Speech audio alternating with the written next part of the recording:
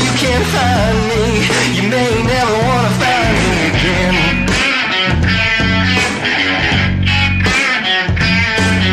Cause people don't understand. People don't understand. People like me.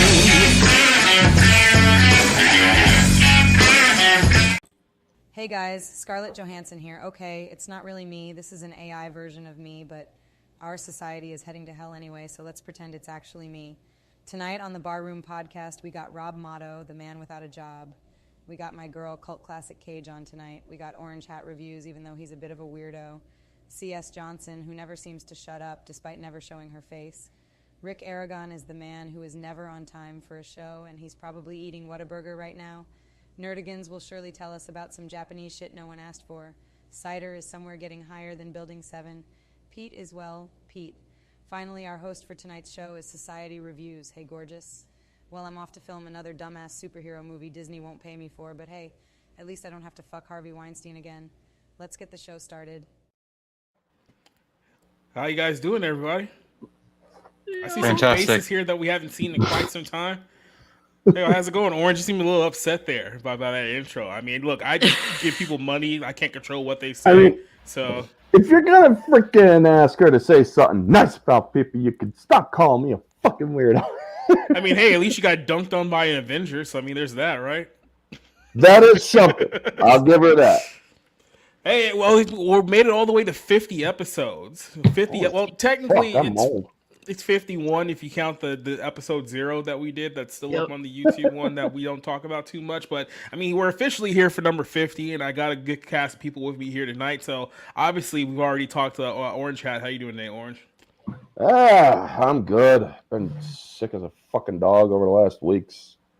But I'm still recovering, but I'm getting there. We also have Cassie, who was dying during the outro. How you doing, Cass?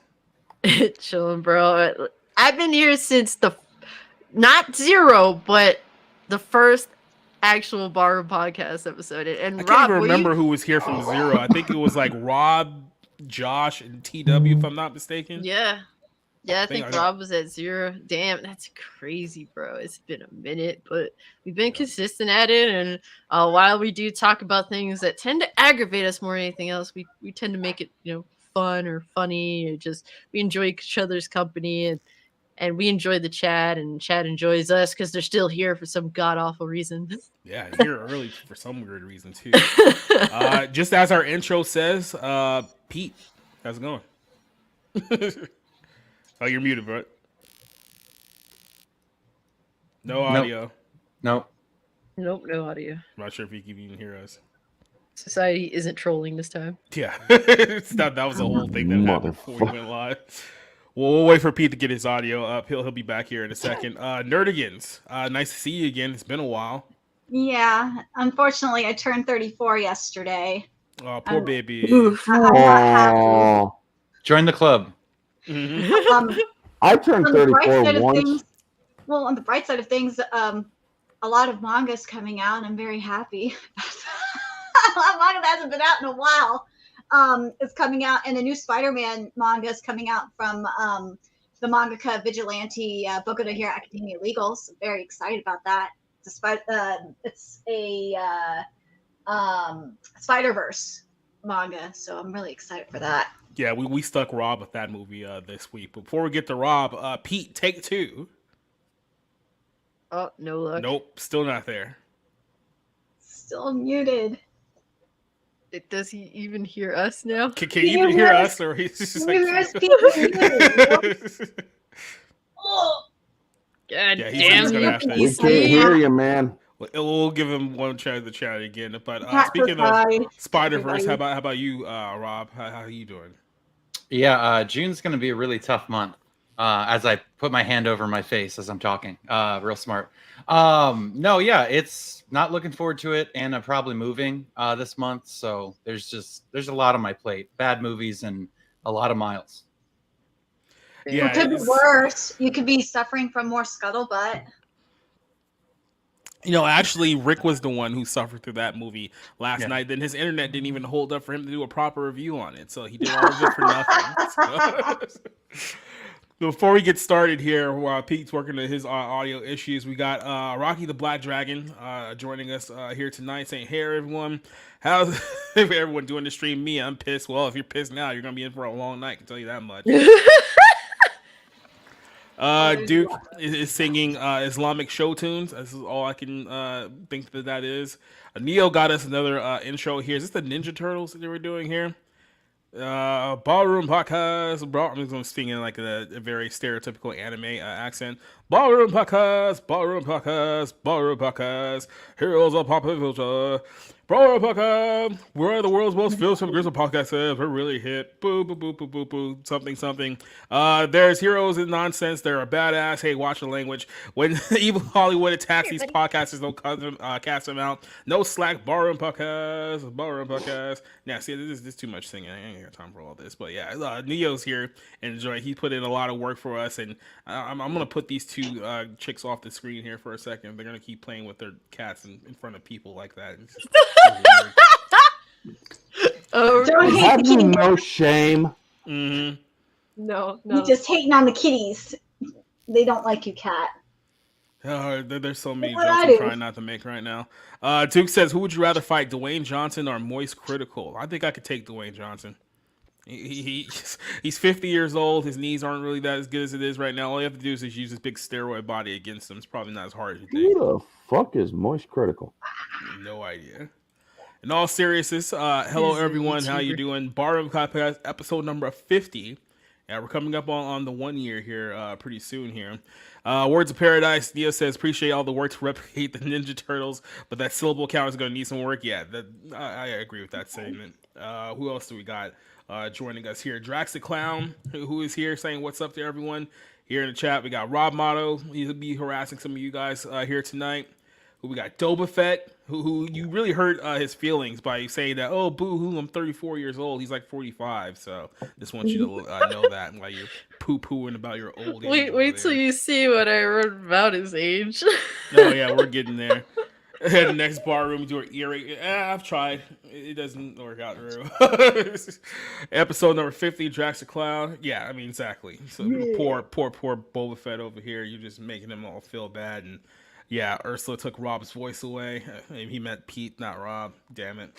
Yeah, it's Boba Fett's age. Keep in mind, Cassie was literally shitting on the early 90s before we went live here for a second, so we had to torture At the her corny for a shit from the little bit. 90s. The 90s is better than now. At least the 90s had Yes. soul. But even the corny shit from the 90s was at least semi-watchable. The corny 90s didn't have Aquafina raping everybody's ears. Why do they let her sing? Why I have been spared from that, thankfully. So DK I'm is sorry. here. Like, Oh, go ahead. no, I just wanted to say, Cassie, were you even alive for the early 90s? Because No. like the early 90s, I barely remember, and I was born in '89. So Yeah, no, I was born in 93, so Okay. I was more like coherent around like that 97 range. yeah, DK is here. Alex vs. Evil is here. JC is here. Zero Dozer is here. And I guess everybody else giving us a big hey. Yeah, there was a lot of Saudi talk last night on the movie show. You have to go back and get the context of that. And then Spencer's also joining us in the chat. Yeah, that movie was awful. And unfortunately, I avoided it. So before we go live, we're going to do take 3 on Pete. Let's hopefully he's back with us. Pete? Can you hear me? Yes! Oh, Third time's a charm. all right. Woo! goodness. Melissa McCarthy can't steal anything, let alone anybody's voice. Yeah. Just for a little context, Pete literally begged and pleaded to be on the show here tonight, only for his mic not to work seconds in. So would have been It's been like one of those kind of days. So, but you're here, with us, and then everyone's here with us. So I say we should go ahead and just start this one off hot. Let's talk about the Little Mermaid. Now, last night we did a little review on the Little Mermaid. Rick was the only one who went to see that movie, and he gave his best, I guess, impression of the film. All I heard was that it was very, very mediocre. But keep in mind that's Rick talking, so that's probably grading with a curve. But the film came out this weekend, and everyone is talking about what a great box office performance this movie had. But then you have to ask yourself, was it really a great box office performance? If you look here, Little Mermaid splashed with $117 million domestic for a 4-day debut. So they keep in mind they're taking 4 days and combining them to get this number. The total haul, I believe, was about 185 worldwide for the debuts, which means that this film did not move internationally at all. So if you guys hadn't heard the story here or have been following over the last few months, they race swapped Ariel. They put her with Halle Bailey, whatever her name is.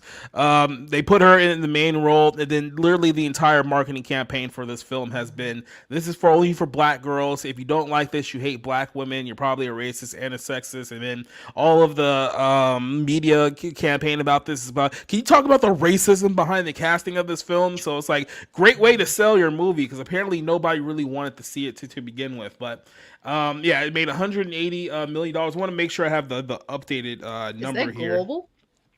Yeah, that's global number. So not particularly great. Yeah, 197 is what it is right now, including today. So keep in mind, few numbers to look into here. The production budget for this film was $250 million. So it hasn't even made back its production budget yet in its first week, which is pretty bad.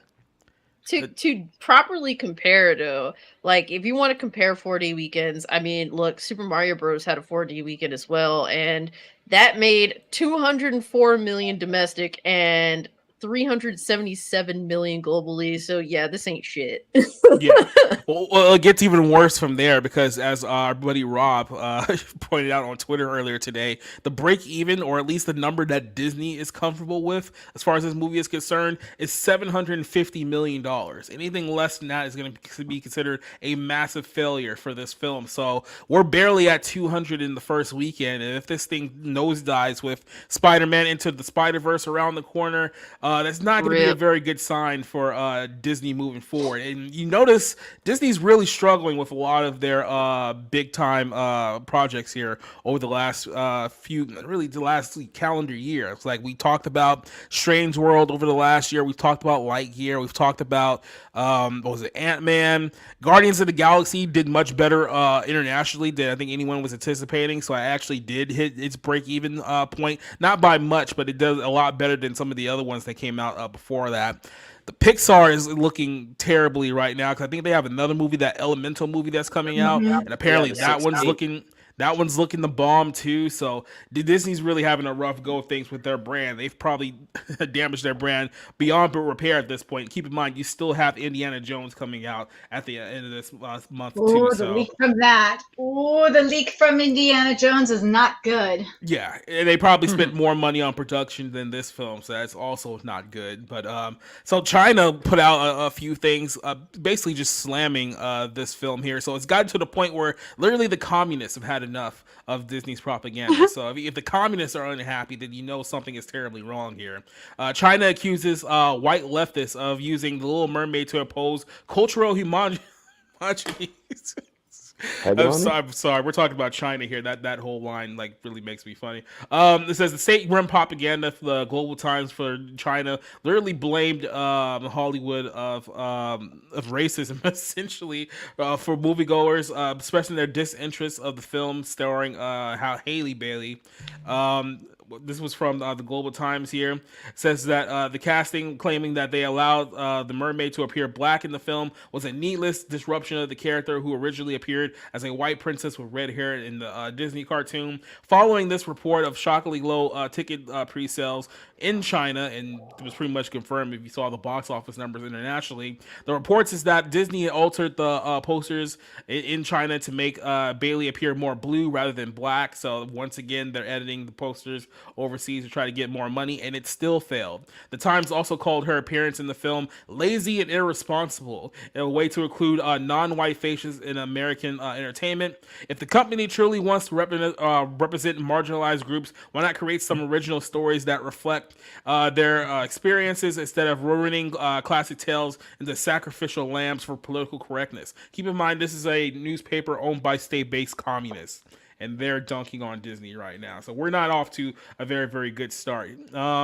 Yeah, the newspaper also took issue with the Western audiences noticing that they have modified the picture, the poster in China. So this is what it looks like in China. So they can't tell that she's black at all. I guess they tried to fool people overseas into thinking that this wasn't a black actress, but I mean, good luck with that one.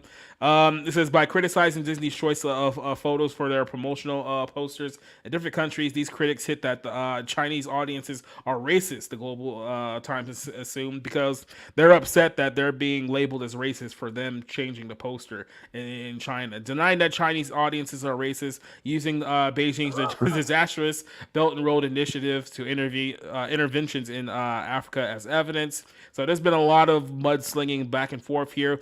The only thing you need to worry about here is the takeaway is that international audiences are not happy. American audiences are not happy. Here's the problem. Disney decided that they were going to make a $250 million film that only appealed to black women in the United States and literally nobody else. And they wonder why no one's going to go see this movie and why they're probably going to lose hundreds of millions of dollars when this is all said and done. So I don't know what to say about Disney at this point. They keep playing this game and it's bitten them in the ass time after time again. So now they're scrambling to figure out how they're going to save everything. Well, guess what? Your agenda finally caught up. But you probably thought a few years ago you were too big to fail. Now you're finding out that's not exactly the case. Orange, I'm going to start off with you. What is your thoughts on the whole situation with the Little Mermaid? The fact that China, one of the most racist fucking countries in the world, is accusing Disney of racism. It's like, why do you have to keep making people black? Excuse me? That's basically what China said. It's like, you keep on making people black, so we have to keep on freaking editing this thing. What? I mean, that's just how it sounds, and it's utterly ridiculous. I absolutely refuse to watch the soulless remakes that Disney does. And you all SJWs can come at me, you fucking freaks, and say, oh, you're just a fucking racist and shit and whatnot. And it's like, really? If you knew anything about my life, but you don't, so I'm not even going to go there. But honestly, what did it make in China? Like $5? So maybe less. Probably, yeah. I mean, it's not just China, though. It's all over the world. It's underperforming. France just got recently excoriated for being racist. And it's like they really thought they could shame people into buying movie tickets. Like they still haven't learned this lesson yet. I'm sorry, but when the freaking lead actress comes out and starts making contradictory statements saying you're just racists and everything's racist, yet you don't fucking bring any sort of receipts to the table to prove any sort of racism, any actual racism, mind you, of any backlash. I mean, honestly, if anything is racist, it actually is the fucking movie. Because how many times has it been pointed out? I believe that Ariel is like the 37th or 40th freaking fictional character that has been race swapped for no other reason other than we need more representation of diversity. I'm sorry, but if you have to race swap somebody just because the target audience can't identify with them unless they are the same skin color, that says more about the target audience than it does about the character that you're trying to make them appeal to. It says that you guys that target audience is so intolerant that they need to change an aspect of somebody's existence just to find some sort of meaning to like the film. And I'm sorry, folks, that is by definition racism. And as for China, well, they've been racist they hate anything that's not Chinese, so extremely nationalist over there. Let's put it that way. Well, actually, I got it. They've been watching The Last Slam Dunk, that has been breaking records, and they've been watching oh god, what's the other movie they've been watching? No, that actually the last Slam Dunk broke Shinkai's box office record. So yeah, they've been watching anime over there. They're not having problems with that. It's just Well, they that's don't. because Japan freaking invaded them in like the 1920s, and so they're not going to put up with this shit. It's like a fucking island invaded us and kicked our ass.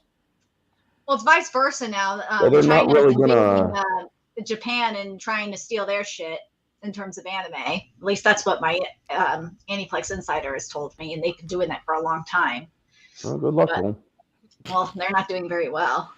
You have to Slam explain Dunk. Yeah. So basically what the first Slam Dunk is, and it's coming actually to the US, so watch out for that one. So Slam Dunk is a manga and anime, classic anime. It's about basketball, and it's really beloved here in the US too. And I'm guessing because there's more anime coming to the big screen, including the first Slam Dunk, I think the movie theaters are starting to wise up and realize, oh, maybe we need to start getting more anime up on the big screen, because the first Slam Dunk's not the only one getting it. And by the way, the first Slam Dunk is actually directed and executively produced, and I think even written by the original creator too, Imwa. So expect big numbers for that one, especially if it gets enough promotions, which it should. If you thought like One Piece film Red and Dragon Ball Superhero did well, expect the millennials to come out for the first Slam Dunk. Neozoic Jake Neozoic's comment: the fighting at the Little Mermaid movie premiere. Oh yeah, no, I got that queued up. We'll get to that. Oh my god! When I saw that video on Twitter, I did a retweet, and I basically said, "Well, this is what you get when you do a Mermaid in the Hood movie." Yeah, I said it. the best fights so far. I've seen two. The best scene that I saw, most post that I saw, says we've literally turned the Little Mermaid into Waffle House. So there you go. That's crazy. You guys are terrible. So Cassie, as a light-skinned black woman, why didn't you go watch this film? God damn, son. Yo, that's crazy because well, I just don't watch garbage, or I avoid it as much as possible. Damn. Just the fact that Walmart, huh? You call black people garbage, you're racist. Oh my god! To be real with you, I've never actually seen the original Little Mermaid in its entirety. I've only seen like clips. Yeah, I've never been like. For me, I would just rather watch The Lion King 500 times over before I watch anything else. Little Mermaid's so good. Yeah, I do need to watch it. I'm not opposed to watching it. She hasn't even seen the original. Kick her out. Bully you into watching a Disney movie. But imagine me, the asshole that I am, not even watching the original and then going to watch the remake. Like, I refuse to watch any remakes of any of these beloved Disney movies because one thing always proves true every single time. It's inferior to the original. So why am I going to waste my time? Why am I going to waste my money? This because really, you're honestly, a bigot if you don't. That's right. My God, I guess so. Then I'm a so fucking be bigot. it. I'm a part of the bigot army, okay? It is what it is. I'm a part of the bigot fucking army. You are a cool. biracial white supremacist, just like the Mexican white supremacist and the Cuban white supremacist and the Arab white supremacist and the blackface of white supremacy. Yes, the waves in my hair waving at you. Yes, I'm happily part of it. But for me, it's just I don't even need to get into the arbitrary things of the whole race swaps and that. Like, I expect all this at this point. Like, I'm not surprised by it. I just don't want to watch an inferior product. It's a waste of time. I hope that it fails. I honestly hope Disney as a company fails.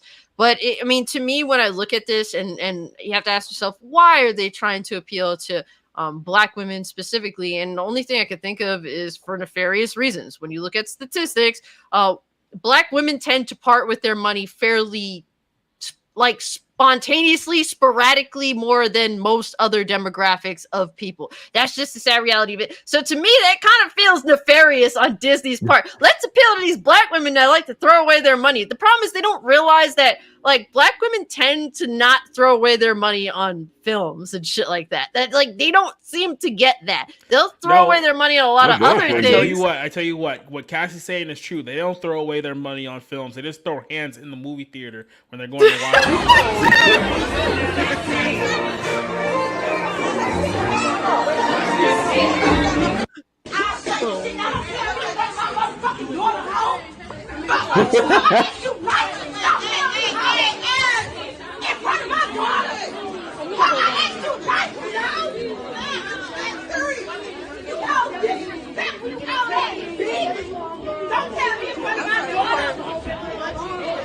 Oh, I need a refund on my ticket. No, we getting a refund. Like, We getting a refund.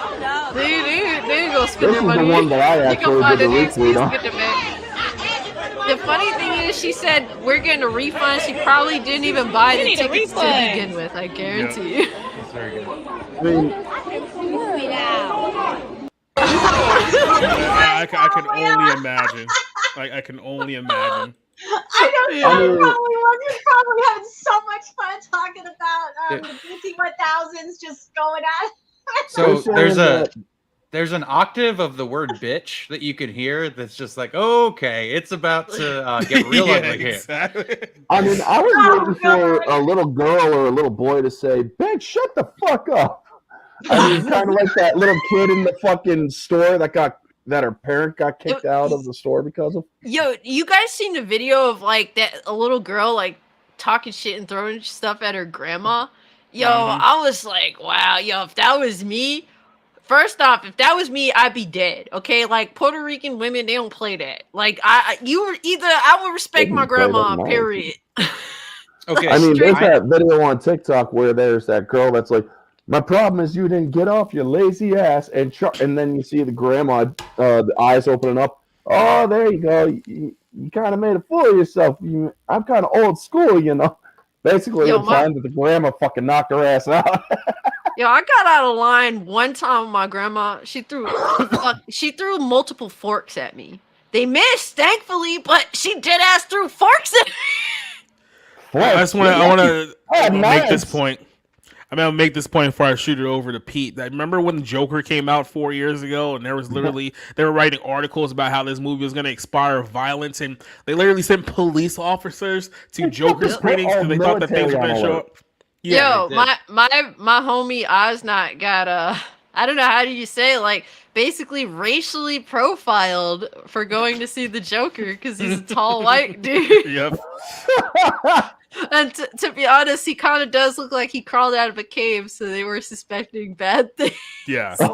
And then somehow it didn't work in Seattle because like all of us look like that out here, so you know. Oh shit! I mean, an old couple saw the Joker when I went to see it, and when that movie ended, they got out of the theater really quick, and their tires were screeching down the road. An old couple, because they thought, "Oh, the Joker, it's going to be a comedy movie." It wasn't a comedy.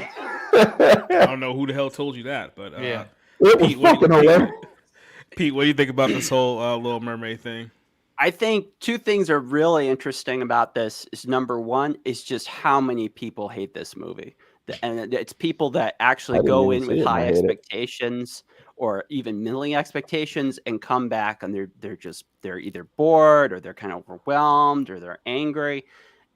They took what was kind of a classic that we enjoyed, which is about 70 some minutes, and they decided to add an extra hour to it. Then they decided to take a hat cleaver to the sections that were already there previously.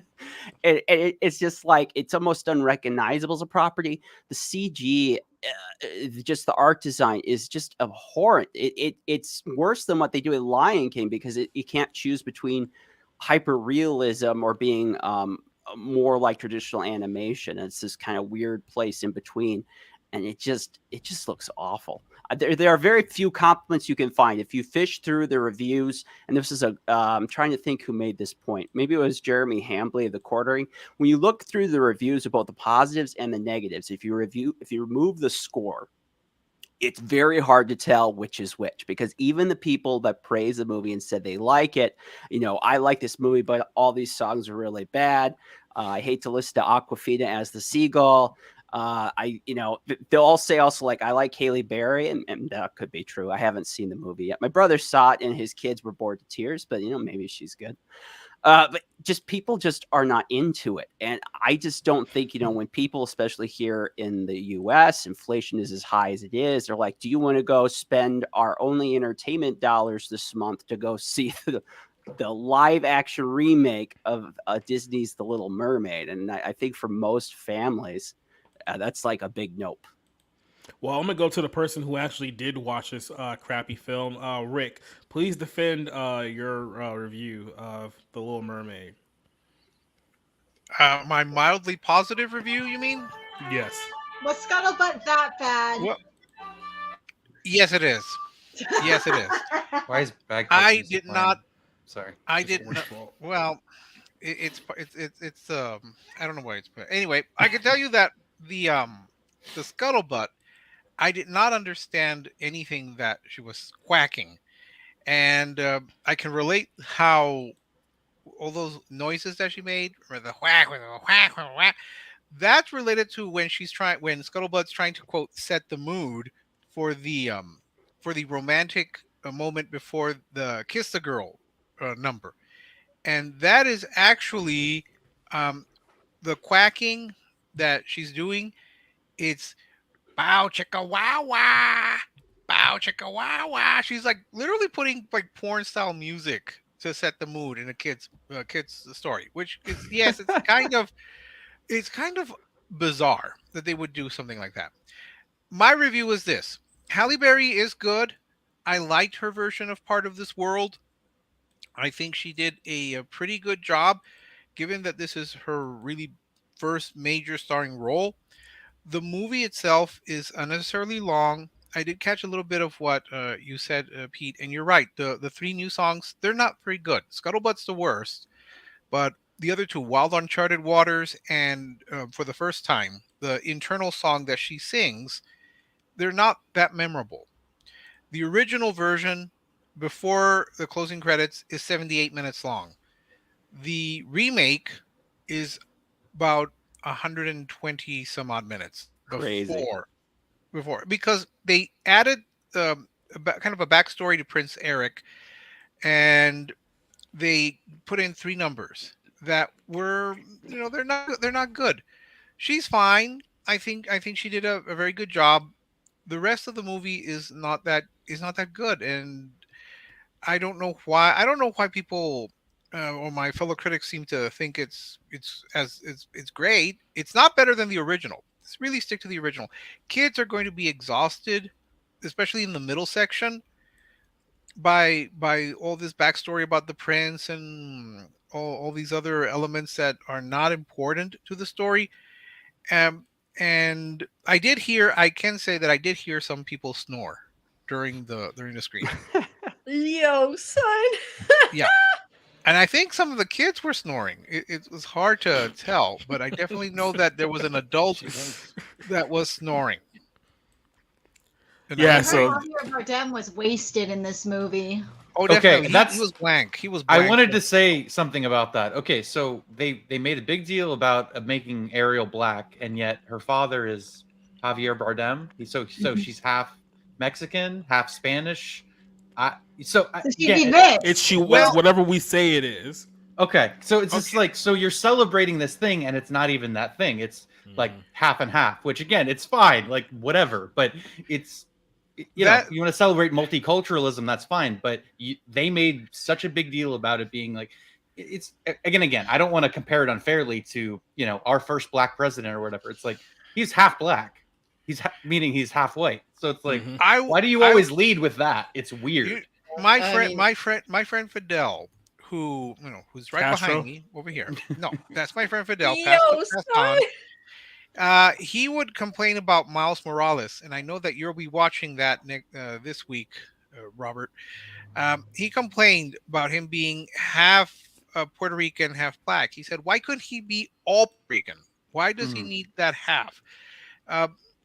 So with Ariel, The way I rationalize it is the mother's dead in this movie, so I'm assuming that the mother was black.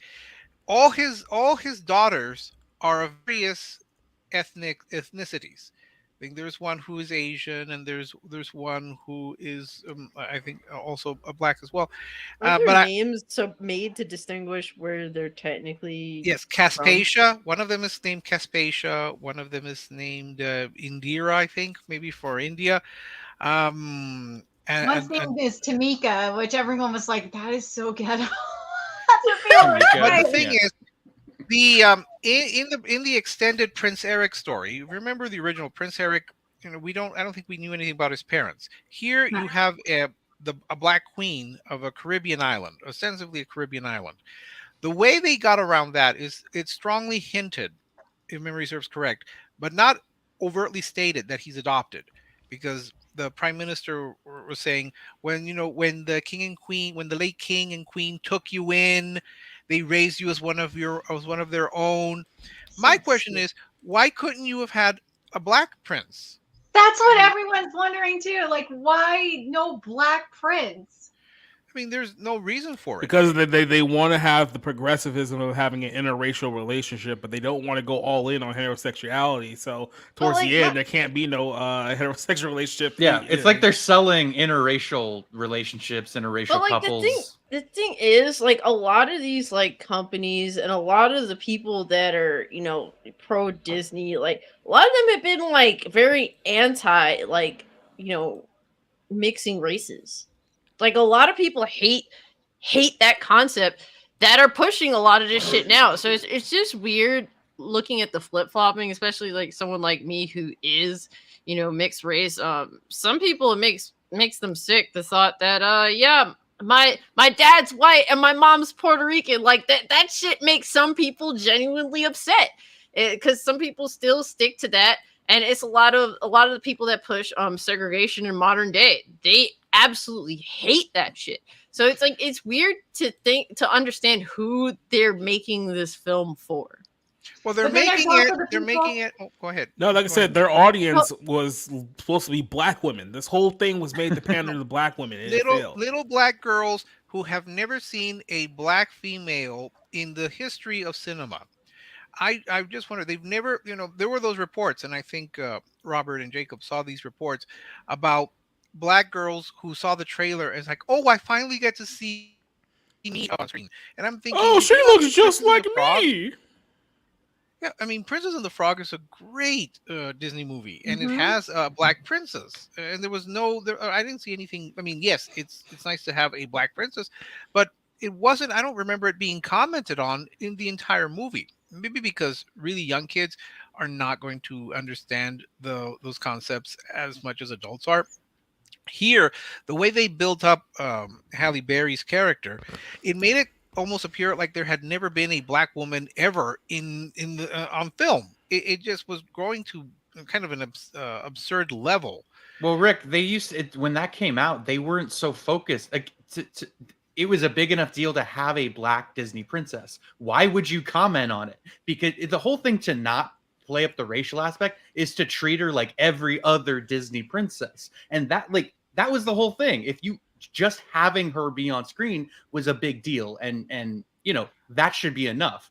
That all the kowtowing, all the bullshit that comes with it, that's when your movie isn't good. When you have no ideas and you have to rely on tokenism, which is what this is. But it's a retread of the original, and they made it worse. That's unforgivable in my book. What made it worse is that it suggests, I know what they're going for. Oh, representation. We want more black figures. We want more minorities in films. All good things, but it suggests somehow that Halle Bailey is really not that talented, that they just picked her because she is black and they needed a black face, a black female to be in this movie.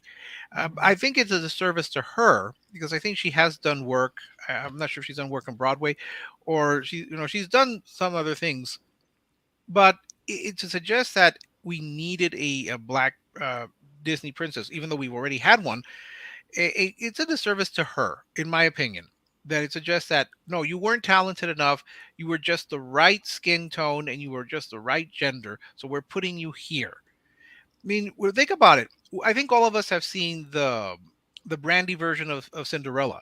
That was a completely multicultural cast, Mhm. and nobody thought anything terrible about it. I think most of us enjoyed it. We didn't think anything But wrong like with I said, having. you're still operating taking them at their word. They were just doing this for the sake of representation. There was no other underlying nefarious agenda here at play. They just wanted to represent black women on film because we just haven't had that before in the course of 100 years in cinema. It's just never happened ever. Well, there's also a difference between Roger and Hammerstein's Cinderella, Black Cinderella, and this. With that one, that was Whitney Houston's passion project. That was her baby. Mm-hmm. Whereas this is a soulless remake. You can tell on top of all the other loving ones. this. It's hard to compare those two things. So when I see people, that pissed me off too. When I saw people saying, "Oh, this is this generation's Cinderella," I'm like, why the fuck would you compare something to Whitney Houston's passion project like this? That's a huge insult to Whitney Houston. I know she's had her problems, but still, don't do that shit to her. Come on. Well, any final thoughts on this one before we move on to our next topic about this film that's probably going to lose maybe $200 million when it's all said and done? If I could jump in, I think a really good observation that Rob and Rick made was comparing this film to Princess and the Frog and how much things have changed. That is actually a really good, two good examples to put against each other to test something, because it feels like we've changed so much since 2009. We would not expect Disney in 2009 to use its Twitter accounts or to encourage its actors to go out there during entertainment interviews to start, attacking people or saying, if you have a problem with this thing, then you obviously must be a racist. That just wouldn't come up because people in 2009 are like, what are you talking about? Like, that doesn't make any sense. Why are you sabotaging your film? But now we've become, while this trick, I think, used to work somewhat, I think we're getting to a point almost with audiences where we've trained them like, no, this is just Disney BS. And to your point that it makes people question I get it wrong. Is it Haley Berry? Bailey. Haley Bailey? Halle Bailey. It does, because it makes you think, okay, what if this is legit? Even when I read reviewers sometimes for these films, I'm like, can I trust what they're saying? They're saying because it's the truth, or is this the politically expedient thing they have to do to keep Disney happy? Because everyone knows if you do not keep Disney happy, if you annoy them, they are more than happy to remove access to coverage. So it makes it hard to know what can trust. So it doesn't surprise me at all that there's very little domestic buildup. There's no word of mouth. How would you do that when everyone on social media knows that Disney plays this game, when people don't know if they can trust the reviews? I don't know how you would build that. And of course, internationally, Disney films are loved internationally because they're very easy to dub, because they're high on spectacle. But this didn't provide either of those. And for China, it's got their own issues, and they want a very specific kind of Hollywood film. This project seems ill-conceived, and it was even, I was going to say stupider. I don't know if that even is a word. It was more stupid to then take a film that would be difficult to sell and to make it harder to sell even further. Mm-hmm. Yeah, look, Haley Joel, that's a good one.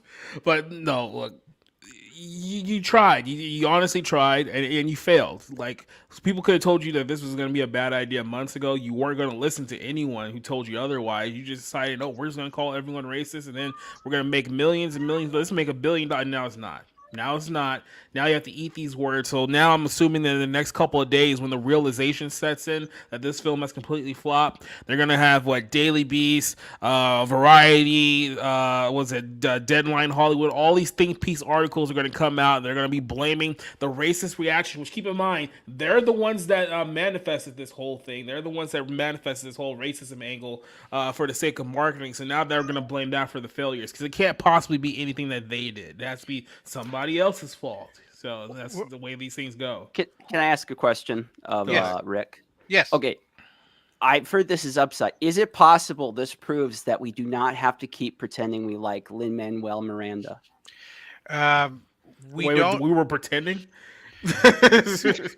we can stop pretending that Lin-Manuel Miranda, I can say it correctly, Lin-Manuel Miranda is his generation's Rogers and Hammerstein. Okay? He's not. His You problem keep is that making these boomer references that nobody under 30 years is gonna get. Like, you understand that, right? Sondheim. yes, I do. Sondheim. All right. Well, There you go. he thinks he's Sondheim.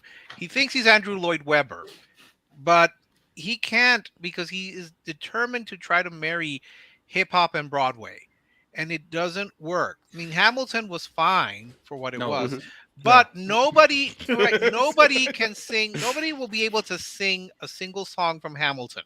It's not Pilfer. It's Hamilton was only people only pretending like Hamilton was good is because they put people of color in the role of the founding fathers in order to avert U.S. history. That's the it's only fine, reason why but people pretended to like it. But everything that Lin-Manuel Miranda has created is not entered the dominant American culture. Nothing from In the Heights, nothing from Hamilton, nothing from Moana. What has he really created that is going to be great? Although I expect Scuttlebutt to receive an original song nomination because that's how deranged the Academy is, and they want to make him a full EGOT, and that will do it for him. Expect one of the songs from Little Mermaid. Yes. Expect one of the songs. Can we also stop pretending like Awkwafina is a rapper, so that way we can stop requiring her to do music? Or she's funny. Let's stop pretending that too. Yeah. We should. It was unintelligible. It was terrible. Her voice was just constantly grating. But yes, we can stop pretending. It wasn't. It is constantly grating. It is constantly grating, and yes, let's stop pretending Lin-Manuel Miranda is this great savior of Broadway. He's not. Awkwafina is also in Renfield, which is a movie so I think I'm going to take your advice and skip Renfield and the Dungeons and Dragons movie and not put myself through that hell. There's gonna be a lot of movies where I get to like December, I'm gonna be like, do I even want to watch this movie, or I just like I don't even want to watch it for the sake of like the worst list. Like I just don't even want to watch it at this point. That's how bad the year is. But yeah, Disney's going down in flames. At least they have Elemental and the Marvels and Indiana Jones to look forward to. So it'll be a much better year once we start seeing those movies in theaters, right? Oh yes, I expect the Marvels to dethrone Dune Part 2. At the box office. Mega millions. Yeah. Is what it's going to be. It's kind of funny if you know your Disney history that we've now gone full circle, and the film is a remake of the Little Mermaid, because it was the Little Mermaid, the original, that started the Disney Renaissance, where Disney made good films again. Because in the much of the 70s and most of the 80s, they were just clunker after clunker. It's funny to me that somehow Disney has managed to put itself in the exact same position it was before. Yeah, because they're mining their property, and it's just not working. There's only a certain amount of remakes that people will sit through before they get tired of them. And by the way, I did like the Great Mouse Detective, so that was, I think, pre-Renaissance. So that's just me. That's a really good movie. I still remember that one fondly. So. But yeah, you can't keep mining the remakes, because eventually you're going to have like I don't know what else you can mine. I mean, live action Fox and the Hound, that's just going to be blasphemy for me. Well, Neil brought up a good point here. He said, I heard rumors that the Flash movie is going to flop. Is that true? Well, that's actually our next story. The Flash is tanking right now. Let's pretend Ezra Miller is not in this movie strategy. Has not worked out so far. Apparently, the film is now projecting $70 million on its domestic opening. Now, keep in mind, as the closer we get to the actual release of this movie, that number is likely to go down. So these DCEU films have just absolutely cratered here. And keep in mind, it was only not even less than a year ago when Black Adam came out, and that one did about $400 million worldwide. And people were trying to come out and say, "Oh, The Rock has killed DC. He ruined everything. Look at his movie. He's no draw. Blah blah blah." Well, what was it? Shazam 2 did abysmal numbers. Not even worthy of being released. And now, if this is true, or if we get an even lower number than this is only going to prove that DC made a horrific choice of not shelving this film when they had the chance with the whole Ezra Miller thing. Because if you can't front load Michael Keaton's return to Batman at the first time of 30 years and still get people interested in this film, there's nothing to be saved here about this movie. But a new report is claiming that The Flash starring Ezra Miller is only expected to bring in $70 million at the moment in its domestic opening, which is be absolutely horrible. The Hollywood Reporter reports that the film is pacing at $70 million range according to sources. Furthermore, the report claims that insiders say that a soft number for the movie that is heavily promoted by Warner Bros. Discovery as the best superhero film of all time. So everyone, David Zaslav, James Gunn, all of these actors who have been involved with the production. There's there some rumor that like Tom Cruise was promoting the movie not too long ago as well. Yes. Everyone's telling you that this is one of the greatest superhero movies you'll ever see in your entire life, and absolutely nobody is interested in watching this at all. Like I said, the new report says that the film is only predicted to gross anywhere between 115 to 140 worldwide, which would be like ouch. The outlet explained that their predictions at the time were claiming that the movie was benefiting from a wave of positive social media, positive reviews from the early screenings, as well as social media support from James Gunn and other people. The nostalgia factor, there's been talks about bringing back Ben Affleck. There's been talks about having Nicolas Cage is probably going to be in there, some kind of cameo or some kind of set here. So they're Warner Brothers have been putting a lot into this movie here. Like they canned Batgirl like right off the gate because it was like no way in hell we're gonna release this film in the light of day. But they really tried to save this movie, and it doesn't look like that thing is gonna pay off at all. Not to mention that people still don't like Ezra Miller. Ezra Miller still hasn't really been punished for anything that he's done over the last couple of years. And then, look, you just got another superhero movie that's probably going to die on the vine like all the other superhero movies at this point. So I want to start this one out with the person who absolutely hates Ezra Miller, C.S. Johnson. Are you there? She's probably not there, so we're going to remove her from the stream. She can jump back in later. But Rob, what do you think about The Flash just bombing out here? I'm kind of amazed at the PR of this. I mean, maybe Warner Brothers has no choice here. Maybe they've sunk $500 million into this movie. They knew that they were going to advertise it during the Super Bowl. They knew that they had at least 6 months to try to turn the ship around. Listen, my favorite all-time movie from my childhood that I watched more than any other movie is the 1989 version of Batman. So if there's anybody that wants this to be good or engaging or, to kind of turn the DC universe around, whatever the hell that is at this point, who knows what James Gunn's going to do. And then you had like I said, I don't know that Tom Cruise actually came out, but that I remember reading that report, and Zaslav said great things about it. James Gunn said it's one of the best superhero movies of all time. Maybe that was Zaslav instead, but so just really high expectations, high praise for something that I'm surprised they're even trotting out there with all the controversy that Ezra Miller went through. I know he basically got a slap on the wrist. I'm sure he had to agree to counseling or something, but basically he got off scot-free. At the very least, he's a kind of mentally unstable individual who should probably not be near the general public. But yeah, at this point, it's either going to succeed or it's going to fail. But I don't know that there's going to be that much generated interest to go see this movie.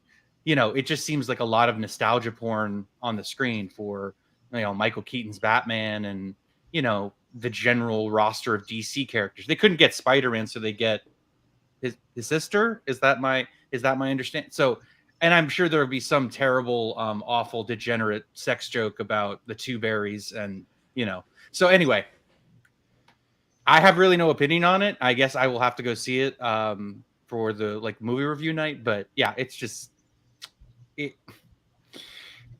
I am kind of dumbfounded that they're still trotting it out like nothing happened. So we'll see. I'm more dumbfounded by some of the other statements coming out, like from Henry Cavill supporting. I just want to point out just really quick that Avatar is absolutely hilarious. I'm just going to put that out there where you go ahead and continue. It is. But the other thing that I just couldn't believe, and everyone's been going nuts over this today, and I'm very happy to see this, is about Ezra Miller possibly starring in a sequel for The Flash. I'm like, are you freaking kidding me? Everyone, including Grant Gusman, wants Grant Gusman to take over for Ezra Miller.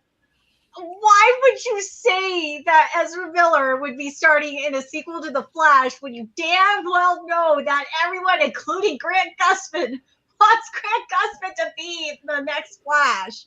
in this DC. So we actually talked about this on Sunday night. Apparently, the reason why they're so against it is because Grant is considered "quote unquote" a TV actor, and they don't want him to be in a movie. So Hollywood. Is That's Ezra classic. Miller really considered to be prestigious in any way, shape, or form? Apparently. People not want to make any money. Like everyone likes everyone in the DCEU fandom likes Grant Gustin as the Flash. I mean, they have every opportunity to replace Ezra Miller in terms of like, well, let's just do this because obviously we have avenues out of Ezra Miller. But we're going to choose not to do it. At some point, I have to assume that maybe Warner Brothers co-signs this motherfucker hitting women and all the alleged shit that he has done.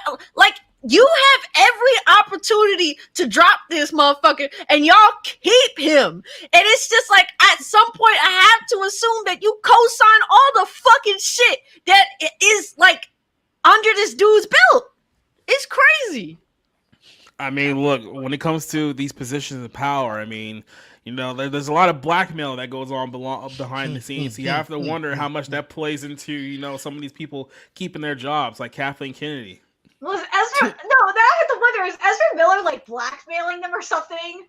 Like, you'd have to think. This thing was Grant Gustin. It's like, dude, you could get this motherfucker for cheap, and he won't be blackmailing you either.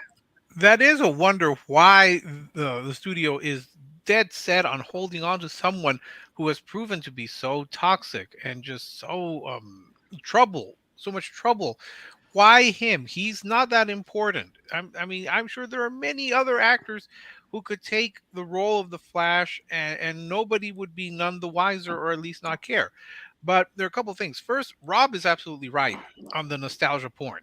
It's kind of sad for me to see 70-year-old Michael Keaton still having to play Batman because men in their 30s, 40s, 50s are still adamant, we need to see our Batman. I mean, grow up, for heaven's sakes.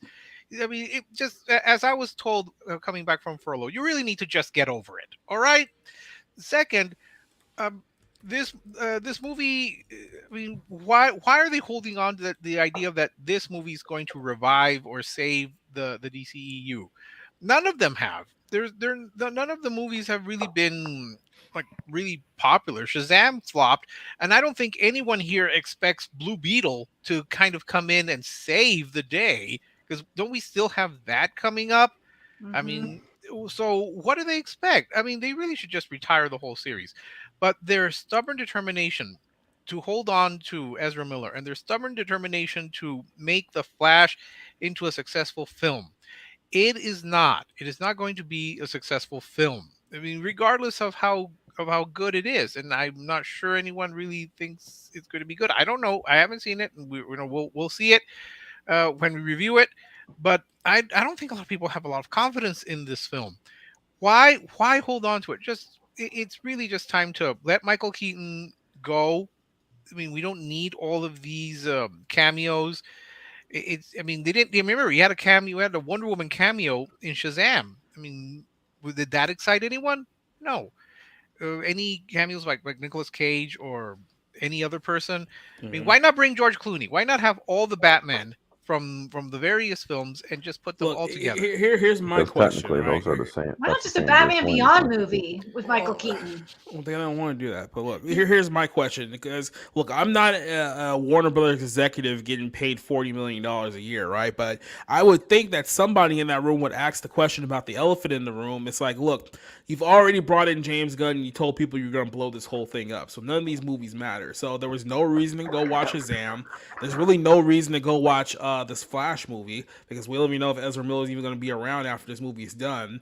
You're going to tempt people with Blue Beetle, hoping that you can get some of the Latino audience out there. Good luck with that one. And then you got Aquaman 2 coming out with Amber Heard, and you've already said that, hey, this movie really doesn't matter because we're going to reboot everything anyway. So you've given absolutely no reason for anyone to go see any of these films coming out, and then you're putting all of your eggs in the basket that James Gunn is going to do an amazing Superman movie and turn this whole thing around somewhere in the next 3 to 4 years. So especially after he fired Henry Cavill, which nobody wanted. Yeah, which is just absolutely stupid. So it's just like, what are we even doing here? Like, what are we doing here? I do want to say I think it's amazing that Michael Keaton did the Birdman thing, like JEC was saying, 10 years in what, 2014. Yeah. And there were all these interviews and what that movie meant at the time and all that, and now he's just going back. And this is what I mean: actors are full of shit. And like, I love Michael Keaton, don't get me wrong, I love him, but it's like, a paycheck is a paycheck. And so it's just like, hey, if it's at least entertaining with him in it, maybe it's worth going to see. But this just seems like recycled ideas that they have nowhere to go with. I mean, it's just like, sure, we can do whatever we want. Let's throw Michael Keaton era Batman back in here. The way I see it is, I saw this thing where somebody said, or the director, I believe, of this movie said, we have no reason to recast Ezra Miller. It's like, how about the fact that if you don't recast him, you're not going to get any asses in the seats at all. Not just to not see this movie, but not ever again. People don't realize, or these idiots don't realize just how toxic, and I hate using that word, but it is true, Ezra Miller is to their brand. They don't realize how toxic Amber Heard is to their brand.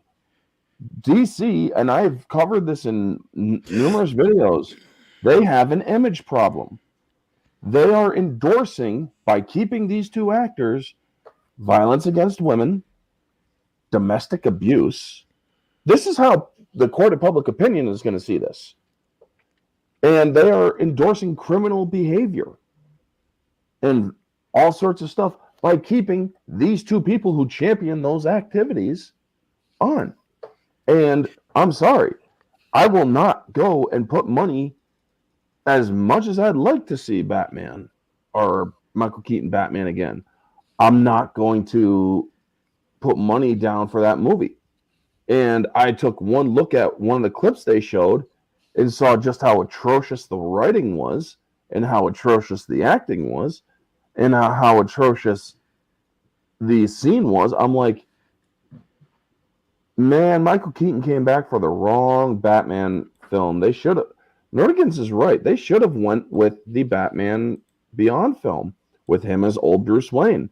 It would have worked better because honestly, he's at the age of Bruce Wayne in those films. I believe Bruce Wayne in Batman Beyond was like in his 70s or 80s. And now I'm sorry, that would have been the perfect opportunity where he's or now they said, well, we're going to shelve that. We don't give a shit about it. Nobody wants that. Motherfucker, did you even listen to half of the or even half of the audience? They all want the Batman Beyond movie. They all want that a lot more than seeing some woman abusing psychopath in a movie that nobody's going to want to watch except for the hardcore Snyder fans. And as much as I liked the Snyder Cut, as much as I like Batman versus Superman and the Man of Steel, as much as I like them, I will not support any of the movies going forward if Ezra Miller or Amber Heard is a part of them. I don't hate the Snyderverse stuff as much as a lot of other people do. Look, I like Henry Cavill, I like Gal Gadot, but let's be honest, there's really nothing there outside of those two that I would really go that hard at bat for at this point. Because I mean, look, we never got the Ben Affleck directed Batman movie that we were supposed to get. So it's like, I don't know how good that film was ever supposed to go. It's like his life fell apart the second he got the role to begin with. So who knows how well that. Well, that's because of Joss Whedon. Yeah, well, he even admitted that much. But if you heard his idea with like Deathstroke and stuff like that, that sounds way better than what that movie turned into, which is The Batman by Matt Reeves. I would watch that. Yeah, if they did the Deathstroke thing. Yeah, that would be cool. I just don't understand, picking up a bit about what Orange Hat said, I don't understand why the studio is so determined to go to bat for two people who are not even minor celebrities. I mean, Ezra Miller is not going to be, he's not a box office draw by any stretch. Amber Heard, the same. And I'm just puzzled why they are so fixated that these actors have to play these roles. No one else can play them. They cannot be replayed. all right. I'm here to hear the answer because this is because they've already talked behind closed doors. However, people have heard them, and those stories have been lost to time or lost to the internet.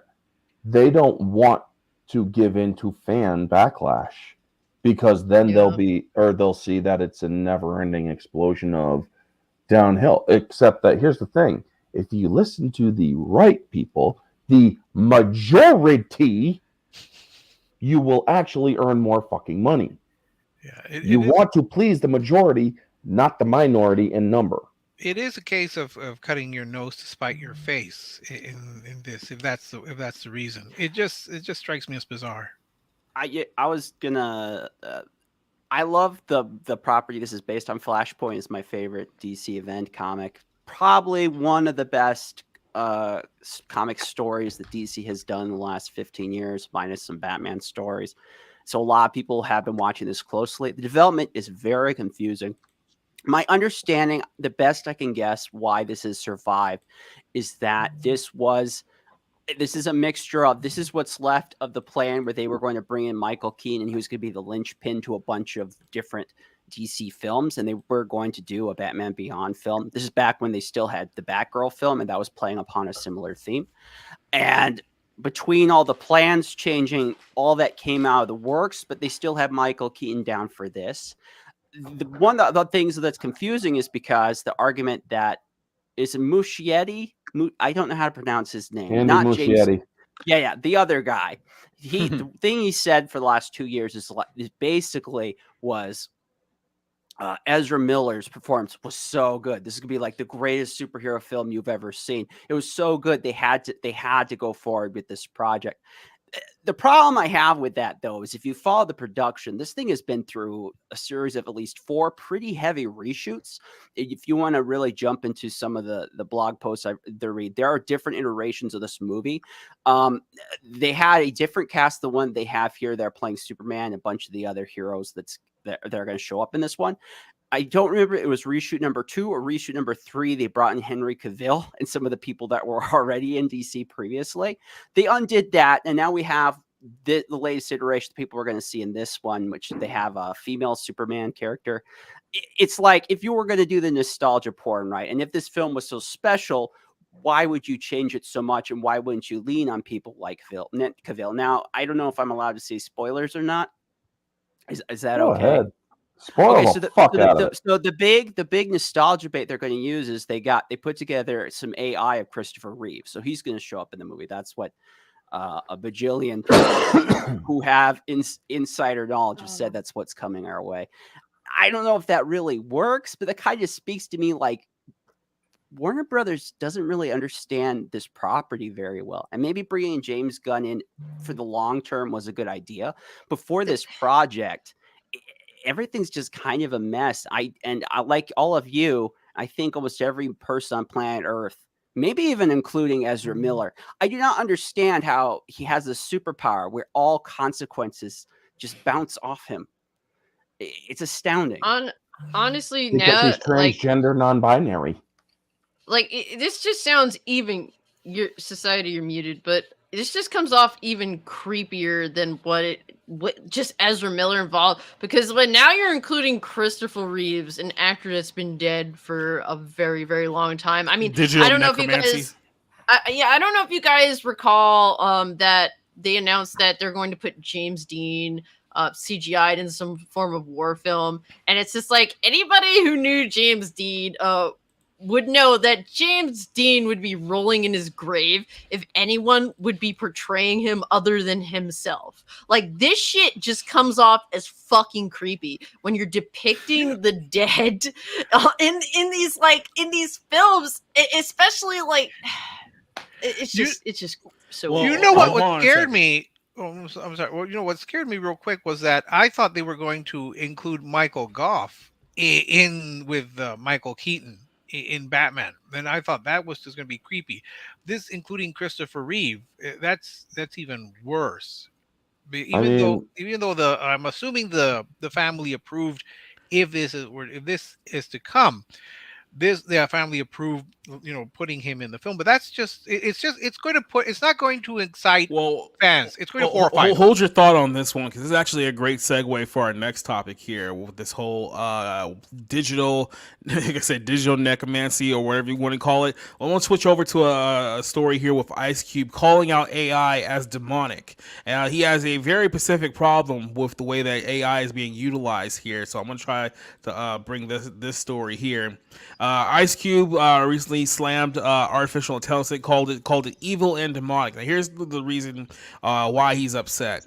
As we know, if you guys saw the intro to our show here, people are getting very, very creative with the way that they use AI and voice manipulation and stuff like that. So what's happening here is that people have begun making music with artists using their voice, but they're singing completely different songs, right? So you've heard things from Biggie Smalls to Drake to other artists that people are just making their own independent music using their voice without their consent and whatnot. Ice Cube has a very big problem with this. So apparently somebody out there had did a matchup of Drake and The Weeknd or something like that. It went viral a while back ago, and Ice Cube was very upset by this because he says that essentially with the use of AI, people can just make their own music and then they don't have to pay the artist anymore. So here's a note that he was saying on Twitter. Then he also backed up on a podcast as well. He says that he officially somebody called him out as a hypocrite for having an issue with this, saying that, well, you guys you rappers in the 90s sampled songs from the 1970s and whatnot, so how is this any different? He says that samples are approved or denied by the songwriters. It's totally different than taking a dead artist and making a new song that they never approved of, saying things that they may not agree with. That's evil and demonic to me, he said in that Twitter response. So he went on the Full Sin podcast to talk about his issue with it in more detail here. I'm not sure if any of you guys remember Full Sin or whatnot, but he says that I think that AI is demonic. I think there's going to be a backlash because AI, I think people are going to want things organic that's not artificial. He says in terms of sampling, coding letters, he says that let's say this is what the magazine here said, but I'm trying to get to where his comments were. I think did they take it out? Oh, crap. I think they might have taken it out of the article. I'm going to go ahead and pull up what I had on here because there was a bigger title that he had on here. I don't know why they took that part of the interview out. But here's the thing, though. This is the same, and I've been talking to the mangaka of Kengan Asura / Kengan Omega, Darmion, about this because they use AI for the manga. It's really interesting how it's done, how they execute this. Is that this is kind of like the same debate that happened when techno and house music started coming up back in the 90s and 2000s, where people were calling it demonic. And I'll admit it, I didn't know music either back then. But as years have gone on, I've actually really enjoyed it. If it's mixed correctly, it sounds really cool. But so let me get to what he said here real quick, then I'll shoot it over to you guys. So he says here that talking about the song that with Drake and The Weeknd, he says that he pleaded with the artist to sue the creators for making that song without paying them. He says that I don't want to hear an AI Drake song. He should sue whoever made it. Says no, but somebody can't take your original voice and manipulate it without having to pay. And then he went on to talk about what he doesn't like about the music industry in 2023. He says that he believes that AI is going to be the enemy of the music industry. He says he thinks that it's going to get a lot of backlash from real people, real organic people. So I think that artists need to go back to using their real voice and making sure that it is authentic and not made from some computer. So it also says that there's artists that gets lost in auto tunes, and now they have you on an AI computer. I don't think that people want a computerized rapper anymore. They want to hear your voice. I don't know that any rappers by their voice anymore. I used to know all the rappers. Now I just hear their voice, but it is what it is. So he's essentially calling out the music industry in general for taking the voice of rappers and essentially using them without their consent to the point where they're not really going to need a lot of these guys anymore if they start making AI songs without artists. And this is what we're saying here. It's you have all these corporations like Apple and Google, and Elon Musk has his own counter to all this.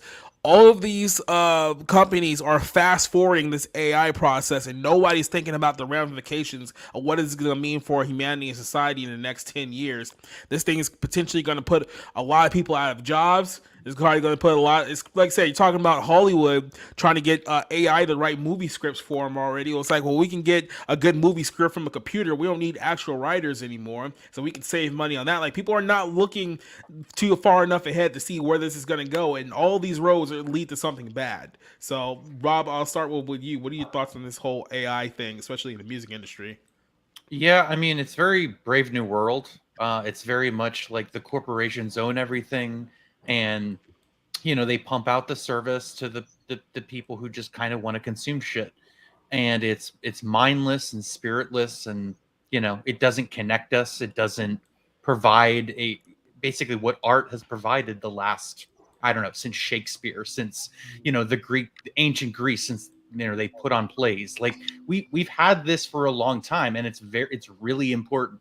And it's funny, people accuse me because I shit on the WGA that I'm pro AI writing. No, I'm not. I just know that most writers working in Hollywood are shit. Can't bargain for their own salary because they don't have the appropriate resume or skill set. And so, but if this is where things are going, if we're basically just going to give up and everything's digitized, unfeeling, it's just like, it's going to get really dark and really scary. Because look, I'm one of those people, like, I don't believe in a lot of things, but I do believe that art really matters. It really does have an impact on society, on culture. And if we don't have people that understand why it's important, why the tactile, the tactile nature of creating something is important, we're fucked. We're so screwed. Like, in terms of like, and again, I know some of you are religious, some of you have different, views than I do, but like, that's how you teach a civilization who they are, and what matters to them is through their art. Robert, look, I mean, some of the current writers who are not machines, and I do think that a machine wrote the book club. None of these writers really want to even study the past. They don't want to look at film history. They don't want to study things like Casablanca or Citizen Kane or early silent films, Safety Last, or something like that. They don't want to study any of this. For them, it's like Marvel is the apex of all human creativity. And I know I always say that as a joke, but for some people, they really do think that. They don't want to explore anything artistic or cultural. They wouldn't be able to give you anything like that. So it's not a surprise. When it comes to the AI in the music, look, this is what happens when you really don't appreciate. You don't have those educational courses. Like, I took a music appreciation course. I took From Jazz to Rock. But this whole thing with the AI, it's nothing new. We've seen this already.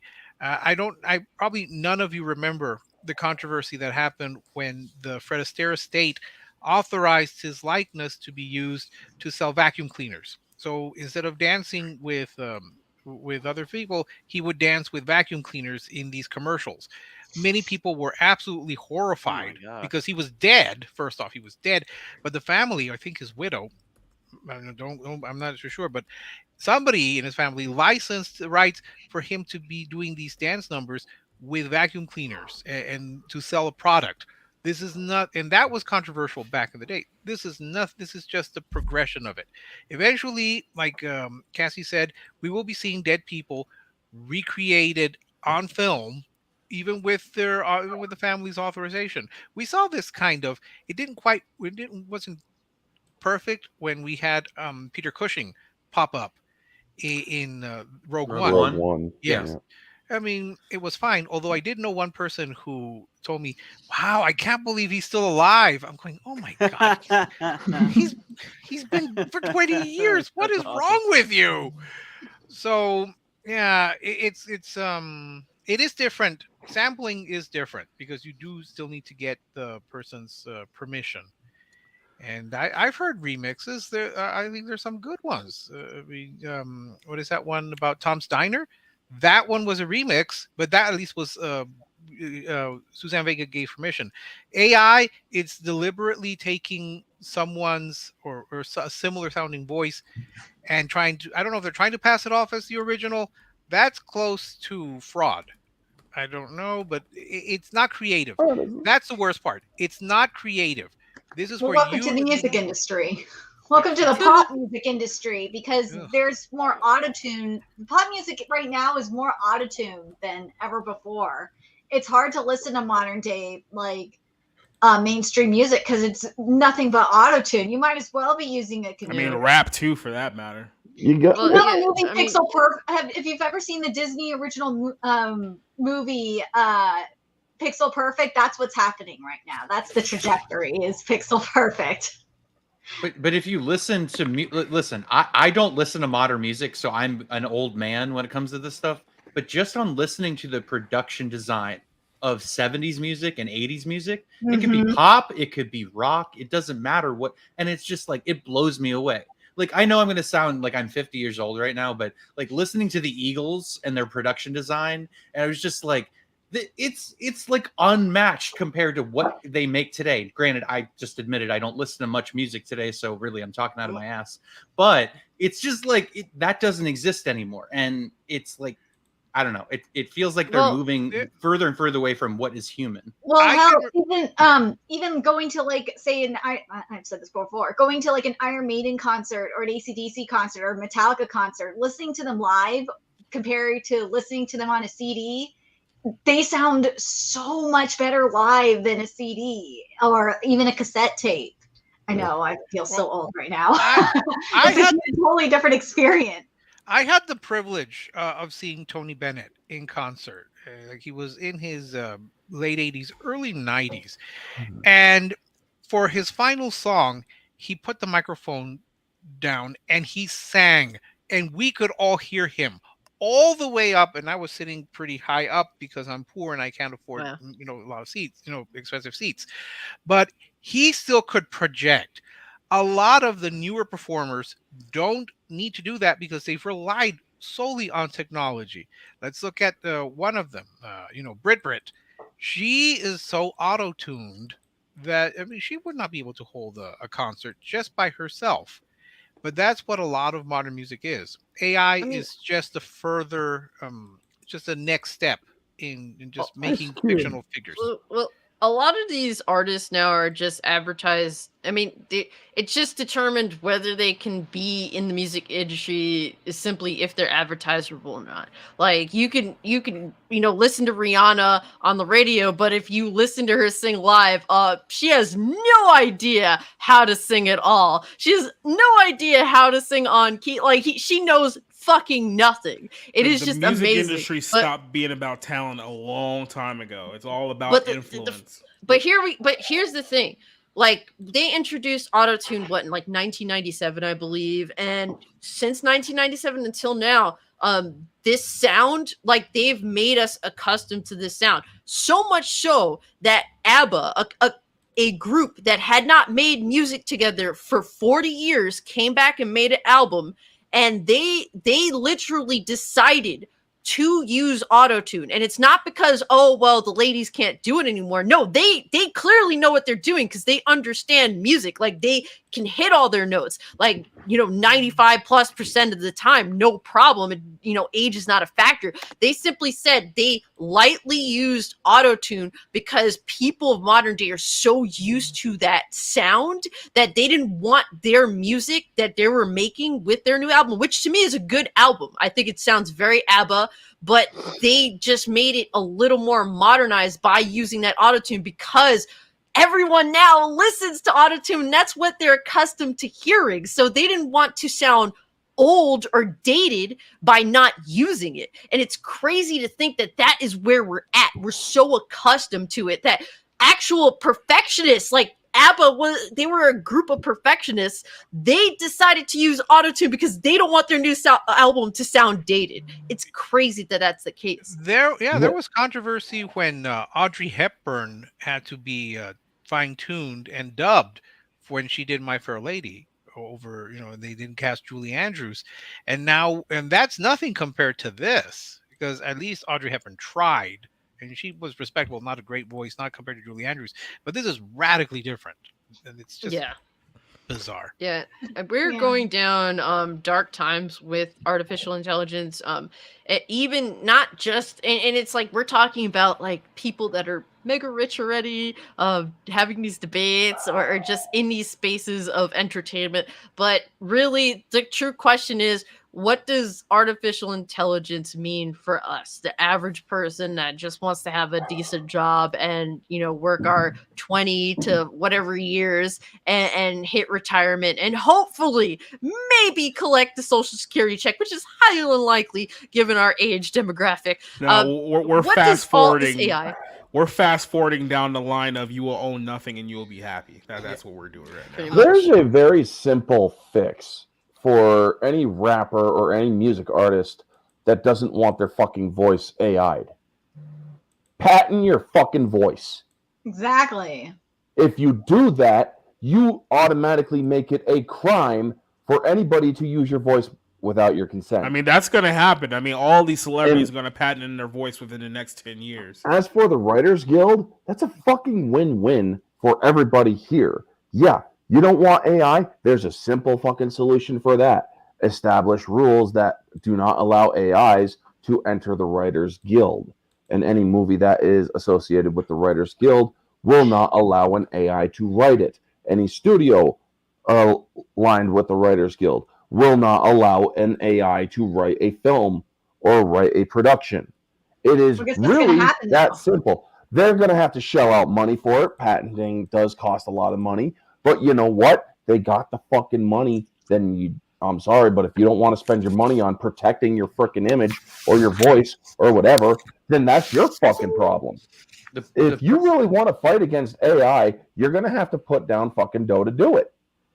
That's just the way it is. It's interesting, though. It's interesting because I see that because I've been talking to my Aniplex insider about this because AI is being used in anime already. It is, whether you like it or not, it is. And the thing is with the anime in the industry, the writers are very well protected. They have a strong ass union in the anime industry for the writers. It's the animators that just can't come together for some freaking reason. Every time they try to unionize, it has failed. It's weird. But the writers, but the thing is though, with these writers though, because of how good their contracts are and how united they are, and their unions aren't being fucking stupid, they're able to write good shit. They can use AI and not have any issues and still put out good productions. I mean, I don't understand how hard this is. Also, to touch on Cassie's James Dean thing earlier, because I wanted to say it before then, if they actually do try doing a whole James Dean thing, I swear I could hear James Dean's ghost just start screaming, "Get out!" I mean, just like he did in that freaking movie. The problem with a lot of this is that like studios are not who they used to be. Okay, they're not standalone production companies. You know, they are part of much larger corporations. Okay, and so Writers Guild, you want to strike, you want more money, especially after a decade and a half of putting out utter shit. Okay, I'm sure they'll be fine. Just relying, and we're not there yet. I mean, I don't personally think AI is there to the point where you can write entire seasons of television shows or movies because they're just not going to be very good.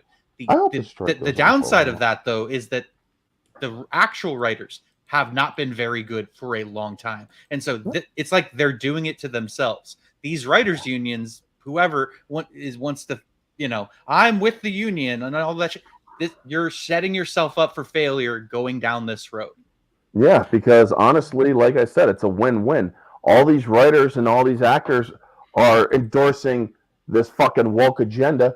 And guess what? Most of the woke shows that have been put on hold, well, I'm so freaking happy about it. One thing that I have noticed is not affected is the one show that I actually do watch today that's still going on, and that's Blue Bloods. Can't wait for the 14th season to come out because they have actually been fighting against the woke agenda in that. To clarify, I think the tech here is incredible. I follow these advancements and I'm like, what they will do for people, artists now and in the future, individually will be incredible things. Rob already mentioned the Writer's Guild. That's a great example. This is more Nerdigan's up her alley, but some of the tech demos I've seen is where they're able to do translations. And so they'll take a speaker in a foreign language, translate it to another language, but it's still in his or her voice. Now that could be like an amazing tech, and when it comes to voiceovers for things like anime here in the West. The problem is, though, you have to think about, and this is, I think, is the bigger problem of the technology, is the health of the institutions. In healthy institutions, the actors would be able to stand up for themselves. The companies wouldn't go to a place where they would just replace everybody and that'd be it. But you think of companies like Funimation, now owned by Crunchyroll, now owned by Sony, and you're like, you don't think that they're going to try to find the very cheapest, they don't really care if it's an ethical way to get talent? Yeah, no, they're going to do that. And it's like similar for the writers, because like you think of these huge companies and you don't think they're going to go what they think is the easiest, cheapest route. That's the problem. It's not the tech itself. It's that there's going to be a time. And, it's like if this tech came into play even 15, 20 years ago, the future would probably look vastly different, because these institutions have crumbled and the people inside them are unable to protect them anymore. So I don't totally know, like, long term where this all goes, if like we adjust. And this is just like, there's adjustment period where they just go too far with AI, and then it's a nice compromise between the two, or what. But I do have little fears too, like as a journalist, when I read stories about CNET, and CNET's a huge example, but they're not the only ones. They've replaced entire posts that used to go to either young reporters or people who just needed side work. So I'm a freelancer. It's a lot harder to get workplaces like that now, because they're just farming it out to AI. And CBR was announced that basically they're in big trouble. You think a site like CBR is like, okay, so we could employ a writer to write us, listicles and rage bait spam, or we could just, get a program to do it. Well, what do you think they're going to choose? So yeah, I share a lot of those fears, but part of this feels like, and this is kind of, I think, what Rob was pointing to, is like a lot of these industries have set themselves up with this problem. Well, let me go. I want to go off of what Pete said in regards to voice acting. SAG-AFTRA, they don't give a shit about English dub voice actors. They don't give a fuck about English voice actors, period. So, and a lot of people, and considering all the shit that's come out about how racist the English voice acting industry really is, it's utterly disgusting. People can't wait for them to be replaced with AI. In Japan, it's a completely different story. They love the Seiyus over there. They are treated with actual respect, and they have their own union. So AI ain't replacing them. There's like complete schools for them. So yeah, Japan, you're not going to get that issue. Here, I can see English voice out, especially with how bad English dubs are right now. In anime, if you go listen to Oshinoko, you will see how bad it is. They will get replaced, and people can't wait for that. For a lot of these dub actors and actresses, and these ADR script writers who have bastardized a lot of these productions to get replaced. I think the general sad reality is that a lot of us naturally are like resistant to AI. But when it comes to the entertainment space, we're just so sick of these fucking assholes that constantly preach to us, that constantly are literally just pieces of shit human beings, honestly, that they can't simply just do their job, collect a paycheck, shut the fuck up and go about their life. No, they have to be all extra. They have to virtue signal. They have to discuss about bringing sexuality to children. They have to discuss all this stuff. But you know what the sad part is, though? And attack the fans too. Yeah, and attack the fans. And the reality is that while we are against, AI taking over people's jobs, I'm not going to feel sorry for these motherfuckers having their jobs replaced by AI. I kind of sadly wish for it, especially in the writing space, because with a lot of television entertainment, it's just simply not entertainment. And a lot of that is specifically because of all the nonsensical writing and things that are forced into these shows or films, etc. And I feel as though, sadly, because of how poor of quality writing is for a lot of television, film, and whatnot, I feel as though AI would probably be leaps and bounds better than the absolute dog shit that they've been bringing to the table. But here's the problem. Localizations, actually, because I'm tired of this shit too. But here's the problem. It's like everyone's assuming that, AI is going to start writing things better than Hollywood. It's like, even though Hollywood's putting out woke garbage right now, all they have to do is program AI to do the same woke garbage that Hollywood does. So you're not really going to fix the problem. You're just going to remove a human element out of the problem and make it significantly worse. And it's sad that we've gotten to the point where, these people are literally going to be the end of their industry. Like, we're looking at probably the last days of Hollywood as we know it. It's not exactly for a good thing for anybody at this point. Well, I was going to say that too. It's like the artificial intelligence debate means that you actually have intelligence behind some of the stuff.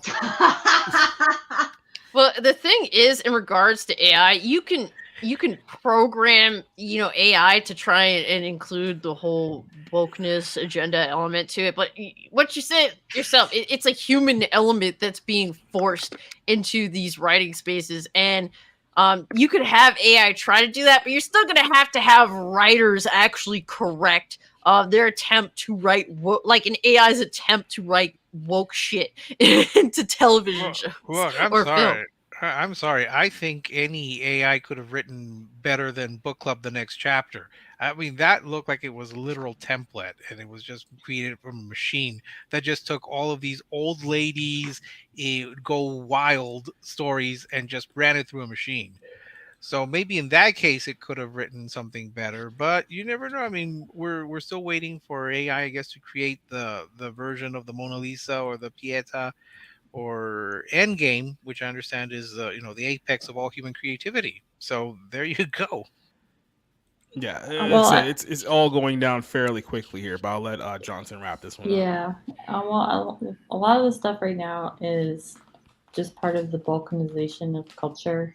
Like, you can personalize your Drake song, and even if you can't copyright it, it's just for your own entertainment or your friend's entertainment. So they'll probably start like we said earlier, with the patenting of the voices and stuff, and talking about that kind of stuff. But I honestly am not really that worried as a writer. I write stuff, okay? Like I said, artificial intelligence presumes that there's actual intelligence behind some of the stuff. It's not really clear at the moment. Independent stuff is going to be more important now than ever, because these mega corporations are going all in on essentially digitalizing, like I said, removing the human element as much as they possibly can.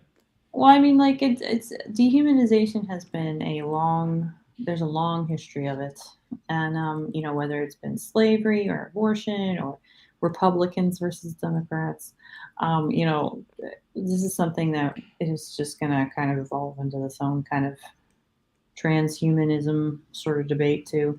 Yeah. So it's best to be aware of it and kind of ground down even further as to what makes people human and understand the difference between, entertainment and reality and the genuine and the fake. So. Oh God! See, it's not you making me think that you're gonna see these crazy Zoomers saying AI is transgender or some stupid crap. That's why I like it's not transgender, it's just transhuman. They can't say it's non-binary. Well, here's something. Literally, they can't say that. Yeah, it has to be binary. That's why I'm satisfied with the entertainment we have years ago, because honestly, you ain't getting much better than what we had before. Yeah. I'm telling you, this entertainment is making these Zoomers stupid. Well, like I said, I don't even know if people are smart enough to wake up to what's going on, because you can almost put it like right into their face and they still will have no idea what's coming from them, even if they tell you exactly where the future is going to go. So, well, based on what these Zoomers are saying, I mean, they're saying people, if you are attracted to anyone that's under 5'5", you're a pedophile. That's how stupid these Zoomers are. Hey, I like tall things, so I'm good. Well, I'm 5'7". My girlfriend's like 5'6".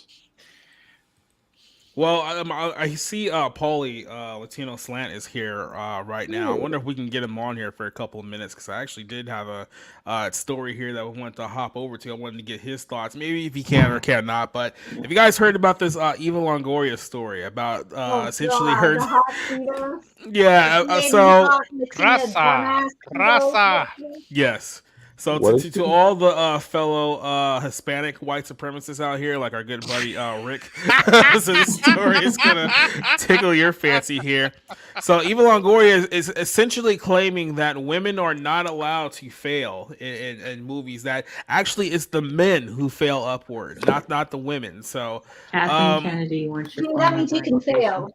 Yeah, just strap in for this one, because there's a couple of strap in for this one. There's a couple of angles for this story. So essentially, Eva Longoria has a Hulu documentary that's coming out here pretty soon, and it's essentially the story about the Hispanic janitor who allegedly came up with the idea for Flaming Hot Cheetos, and then claimed that he stole his idea after the fact. So that's kind of the premise of the Hulu show, whatever it is, movie, whatever the case is. But she went on Cannes earlier today, not earlier today, it was last week, excuse me, and she essentially said that women are not allowed to fail as directors at the box office. She says that we don't get a lot of at bats, and a white male can direct a $200 million movie and fail and get another one, but women cannot. So I'm gonna go ahead and read to you what she said here. She talked about this on was at the Women in Motion panel at the Cannes Film Festival, essentially, like I said, promoting her movie, but she's also saying that, hey, we need more Latina representation behind the scenes. So this is basically what she said here. My movie wasn't low budget by any means. It wasn't $100 million, but it wasn't $2 million. When was the last Latina directed studio film? It felt like it was 20 years ago. We can't get a movie every 20 years. The problem is that if a movie fails, people go, oh, Latino stories don't work. Female directors really don't cut it. He said, we don't get a lot of at-bats. A white male can direct a $200 million film, fail and get another one. That's the problem. I get one at-bat, one chance, work twice as hard, twice as fast, and twice as cheap, and you can really carry generational traumas with you into making this film. For me, it fueled me, it determined, I was determined. So this is her talking about her film, saying that, women like her, or women in general, just don't get the opportunities that the men do.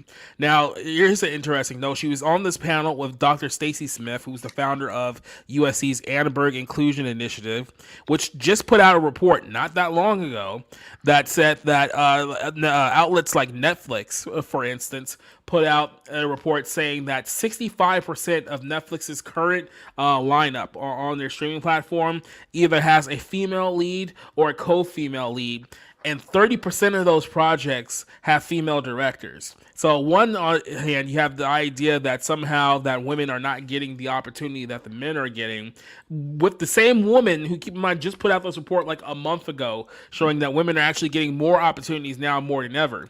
Then here you have this other article from Breitbart from Nick Nolte. Is it Nolte here? No, sorry, John Nolte. I don't know. I had Nick Nolte in the brain there.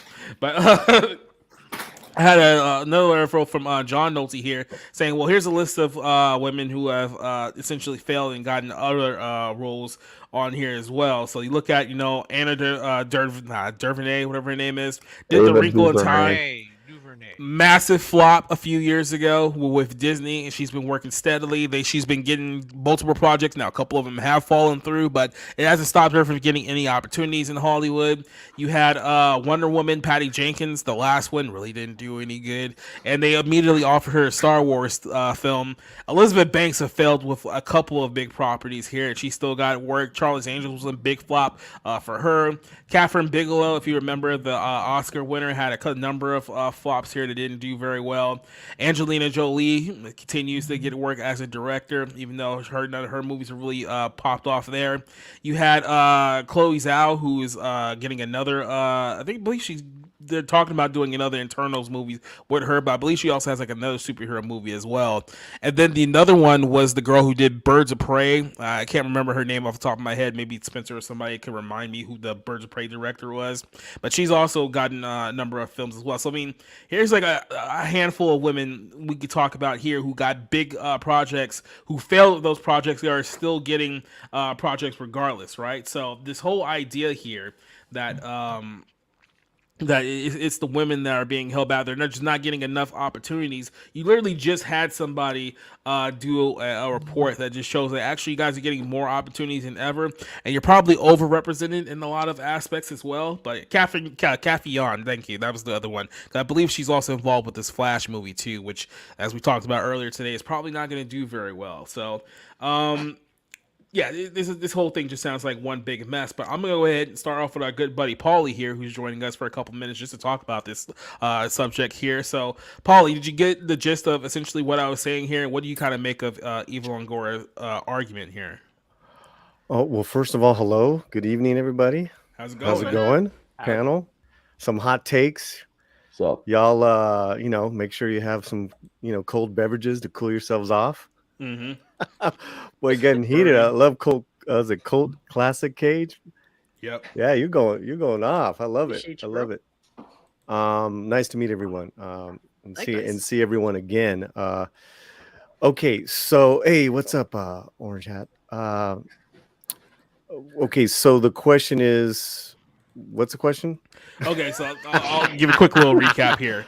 Eva Longoria was making the argument that women. Hey, listen, never be afraid to freaking ask. Eva Longoria is claiming that they're sexist because women can't fail up, yet men can fail up. Yeah, especially as far as like directors go. So they're saying that women have more pressure to be successful, while white men can essentially bomb and get another role. Even though I just listed off a bunch of women who also bombed with big projects, who also got offered other projects as well. So it's not typically true. But what is her argument, especially? I would say, what's your opinion, especially on her argument that women Hispanic directors don't really get another chance? Because they said that there hasn't been a Hispanic director a major movie in 20 years or so. That's what she's claiming here. So what's kind of your thoughts there?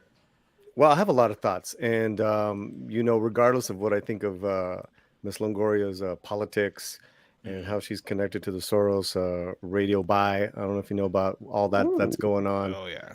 Oh my God. Right.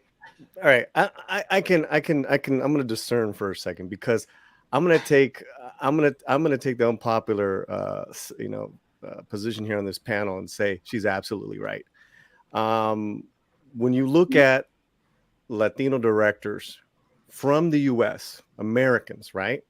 Mm-hmm. They're so rare that they get a studio backed film, and that's what she's talking about, a studio backed film. We're not talking independent film. We're not talking about independent film that was so good that was bought at a film festival by a studio. We're talking a project that was greenlit by a studio, a major studio. It is so rare, first of all, for a Latino man to get to be director. Mm-hmm. What's the last one? You guys name me one. Robert the last Rodriguez. Time a major studio backed up a U.S. Latino director. Oh, no. Alejandro Gonzalez Inarritu. He's from Mexico. But you had Alfonso. You have Alfonso Cuarón. You have Alejandro Inarritu. You have. Mexico. I mean, you've had. Guillermo del Toro is also Mexican, so we're not including those. We're not including those guys. Imports are always a fetish, right? And they fit in politically as well. Plus, what they don't do is they don't hire U.S. Latino people in front of the camera in their own fucking films. I'm gonna go back to it. U.S. Latino directors, whether they're male or female, you got to go back to the '90s, dog. Well, the '90s, right? Selena, directed by Gregory Nava, starring Jennifer Lopez. Well, we did have Robert Rodriguez right now make Hypnotic. Okay, let's talk about Hypnotic. right? Okay. Right? No. So I'm just It's a saying, film if that we- pretty much yeah, got no real marketing at all. I mean, really. he's one of the few that I think could still say. so he's so He's one okay. of the So few. there's one where they give him a tiny budget, and he used to, what he used to do, which is why they kept giving him money, is that he used to make money off that tiny budget. He doesn't do that anymore. Okay, but that's an example. Okay, good. So then, how about a woman? Well, here's another question. If there isn't answers to these questions, may I ask another one? How many have actually tried? Now, if there are, I'm willing to bet there are many that have tried, probably didn't get a lot, but where's the reporting on it? Where is the recording of these instances happening to back up these claims? Because if maybe it's not a niche market that is able to grow, because there aren't a lot of Hispanics or U.S. Hispanic or U.S. Latino or Latinos that want to do it. Is that maybe that is a factor? I'm not saying it is or isn't. I'm saying it's not a claim. It's not a claim, Orange. It's not a claim. It's fact what she's saying, whether you like it or not. You know, it's fact that a Latina woman from the U.S. it's a fucking rarity, right? You got to go back 20 years. And real women have curves. That was given a few $1 million, given the green light. Good film based off a hit play. Good little film. Female director. Okay, Patricia Regan. She did this bilingual film with Kate del Castillo and Eugenio Derbez. But she's Mexican, but she's a female. Okay, she's gone on. She did a couple other movies. Maybe you heard of what was the one where they're underneath they're kind of like what do you call it? Like they're miners in Argentina, and Antonio Banderas. Oh, yeah, I know you're talking about. Yeah, I can't remember the name of that movie. Female director. That's that one. You know, so they're there and they're chipping away hardcore, and they'll give you their testament. It's hard as fuck. But it's a very well. Then I stand corrected. Let I'm me not ask trying you to this, correct Paulie. it, by the way. Oh, no, I know. That's what I was saying. I'm going to take the unpopular. I mean, this is what my channel does. This is what I'm built for. Let me ask you this, Paulie, because we had this issue earlier with the kid who plays the Flash, and people were asking, why don't they just put the Flash kid from the CW in like the big movies? And then basically what we were saying earlier is that, well, he's viewed as a TV actor, and they don't want TV actors to make that crossover to like a big motion picture. So I see that a lot of like the argument that you don't have a lot of these Hispanic women in major like not TV roles, but in movie roles. You do have a lot of them in TV. However, Eva Longoria, if you haven't really been paying attention to her career, she's directed a lot of TV stuff over the last decade and so she's actually done work in directing, but it's in like the realm of TV. Do you think that has a lot to do with the fact that, you know, well, they're more trustworthy at putting people on TV projects, but they're not really to give people that opportunity to make the jump from TV to a major film? Okay, Eva Longoria is part of the system. So when she decided that she wanted to go behind the camera, she worked up her chops on her own show. First of all, who's this guy popping up in the chat? I don't know. No, some other guy. Pop. What is it? What is it? The Desperate Housewives. Desperate Housewives, Yeah. right? That's where she earned her chops. And a lot of these TV actors who've been on shows for a long time, they will, if you see, eventually write or even direct an episode of television on their own show. You know, that's how they get into the system. And then she has been directing, as you said, on television. That's how you work your way up. I mean, I know very talented men, and I said it earlier, long live the indie spirit of film. I know a guy, he has 7 independent films that he has directed. US Latino direct, LA guy. Danny Trejo starred in his last film. He cannot get a fucking assistantship in the TV studio system, because all he wants to do now is direct television. It is so hard, and especially if you don't toe the line. And not saying he doesn't, but he's a pretty independent based guy. It's like, you know, so Longoria was kind of like, I don't want to say grandfathered in, but she's been around for a while. I mean, A lot of She people is forget that she was in Young and the Restless for many years before she even Correct. did Desperate Housewives. Of course so. she was. Correct. I mean, my biggest criticism of generally like this whole diversity and inclusion bullshit that's been pushed for years now is that really that mostly caters to people who are black, border jumpers, and fucking and white women. That is my biggest criticism of all this shit. When it comes to actual like me being half Hispanic, I don't really see like many Puerto Ricans being portrayed in any like way that isn't, well, we're going to do a remake and we're going to replace all these previously white people with sometimes Spanish people, like with West Side, like with how West Side Story did, you know, what they did. And it proves to be just absolute nonsense that I wouldn't go to see just because it is a garbage like remake of something that actually had talent behind it.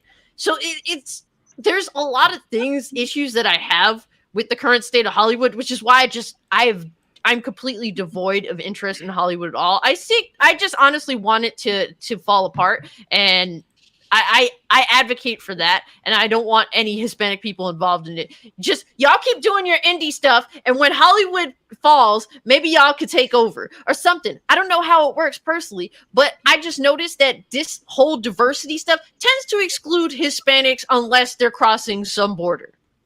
Well, no, Cassie, go. I'm sorry. No. I was going to say first, the middle section is the Hispanic area here.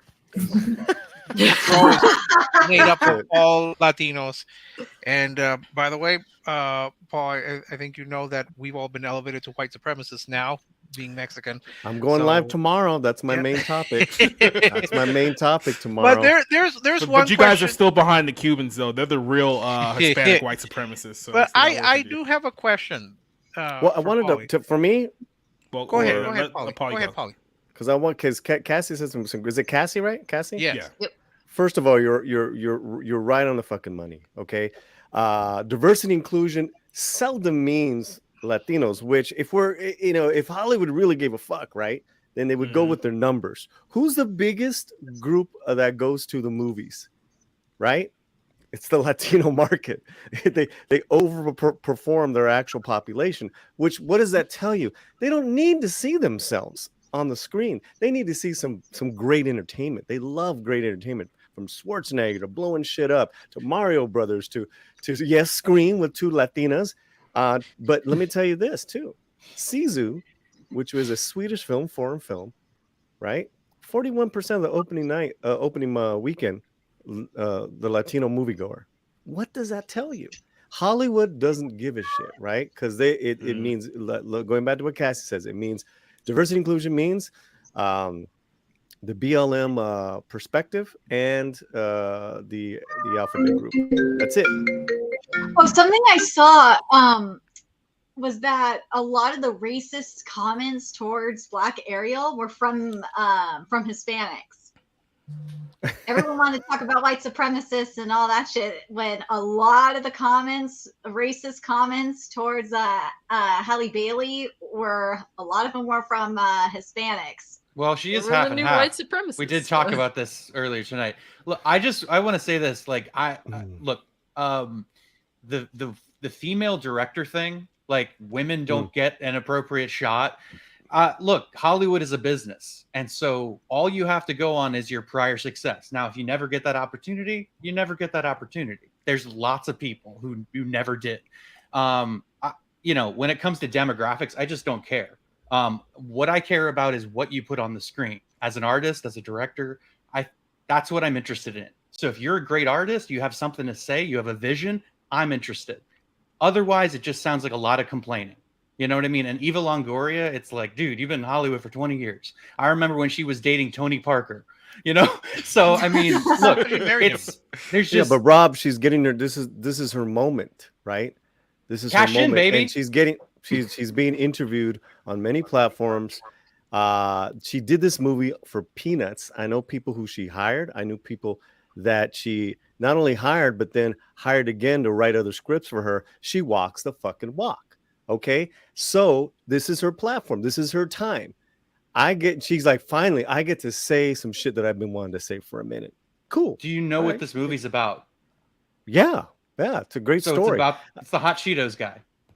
Well, it's kind of legend, right? Because it's a little debatable if he really created it, but it's a feel-good story, religious-based, faith-based comedy, which they're not highlighting, which is kind of funny. Yeah. Well, it's interesting. I mean, it is Hollywood. So. When you Well, Montanez is a very religious man, and it's in the film. Montanez was a janitor, and he had an idea to add spice to Flaming Hot Cheetos, and from all reports and other people whose opinions I respect have seen the movie, that this is a kick-ass funny film. I hope it's the best one, because there's been a lot of these sort of product movies like Blackberry, like Air. Even Tetris earlier this year. So I hope it's good, because I mean, I think people are in need of good entertainment. Well, you said something, Rob, because I'm sorry, I keep cutting off Rick. I'll shut up. It's racism. It's because I'm Mexican. No, please isn't continue to cut off Rick, because he'll talk for like 10 minutes, and then we'll just really? don't want even more. Well, first, I do want to admit that I'm probably the only Mexican who never puts anything spicy on his food. So no Tabasco, no salsa, no salsa, no. I never put anything like that. I'm scared of it. But I have a separate jalapeno sauce that I have. You can live in contradiction. I just rolled some tacos right now, dog, and I'm sorry, but like, you know what? Banana Can we peppers are way switch? better than jalapenos. I'm just gonna Excuse go me, ahead and say can we just switch Rob and Rick, because Rob is more Hispanic than Rick is? He's only a quarter. I'm 100%. I object. Rob only a quarter. I have an Italian last name, but I'm more Mexican than I am Italian. I'm 25% Mexican and like 12.5% Italian. I'm 100%. Yeah. Yes, but you don't eat salsa. You don't have that. What I tell people is that spice in you, man. I tell people, look, I was born and raised in San Diego, so I'm basically Mexican at this point. Yeah. That's so you and neurotic. We had, I think, a similar discussion last week, Paul, where we talked about Viola Davis going on about how there are no parts for older Black actresses. And I said, well, she's perfectly free to produce. She can produce her own, commission her own scripts. I imagine that Longoria also has that ability to produce, to commission something for herself. I mean, she is a name, maybe not a big name, but she probably has something of a pull. And she could also create mentorship programs. I think having Hispanic directors, female Hispanic directors, I mean, that's all positive. I would just wonder, though, all the Hispanic movies that I saw tended to always be about East LA, like Blood In, Blood Out, Bound by Honor, American Me, and I'm going, look, Blood In, Blood Out and Bound by Honor are the same film. Sorry. I'm sorry. I get Mi Familia. Mi Familia. And that is a fucking great film directed by a white guy. So what does that tell you? I don't know. I love that film. I mean, look, man. White guys are good directors. Well, look, if Eva Longoria wants, I don't see a lot of myself in it, because I was never in East LA. I don't. Okay, I'm gonna pause you right there. I got something else for you. It's called Primo. It's on Amazon now. It's free. The first season just dropped. It's set in San Antonio. It's a Latino family. Think of Wonder Years without the annoying voiceover narration. Yeah, it is hilarious. It's fantastic. Real talk though. Eva Longoria is trying to do this thing where she, walks the line while also, speaking out, and it's like you can't do both. You're complaining that you have no work to begin with, so. Yes, call out Hollywood more directly, because you're saying that you don't get any work anyway. So who are you trying to protect in order to get work? Cassie, you can have two opinions on the same situation at once. You just did it earlier with your AI stance. Fuck the writers, but AI. Fuck AI, but the writers. So we dance on that duality all the time, and that's what she's doing. She's a Chicana studies major. She went back to higher learning to learn about her culture. I was actually going to bring that up. I do know she has a Chicano degree. Yeah, she Yeah, grew up in she talked Corpus. about she talked about having to do it under a pseudonym while she was doing Desperate Housewives. Yeah, If you yeah, feel because as though, particularly your race, is being, mistreated or not giving the opportunities that you feel as though your race or you should be given. I mean, hey, if you're really about that, you're gonna have to put yourself out there pretty. And look, at the end of the day, I just want to watch Hollywood stab each other in the you back. want it to burn. I want It's it. on I a want it slow so bad. Just suicide please mission, continue to stab each other in the so- back. I love Hey, to look, see it. I don't As have long a. as you don't, as long as you don't call me a we won't white have channels supremacist then. We or won't have bring me channels. into the Okay. mix. I do have one question. It's okay to ask. I'm, by the way, not even a little bit Hispanic, so I don't want to butt I'm into it shocked. too much. Pete, I know Canelos just like you that are Mexican. Yep. I do know. I served a mission with a guy who came from northern Mexico, and he was about as pale, if not paler. So I know they are around.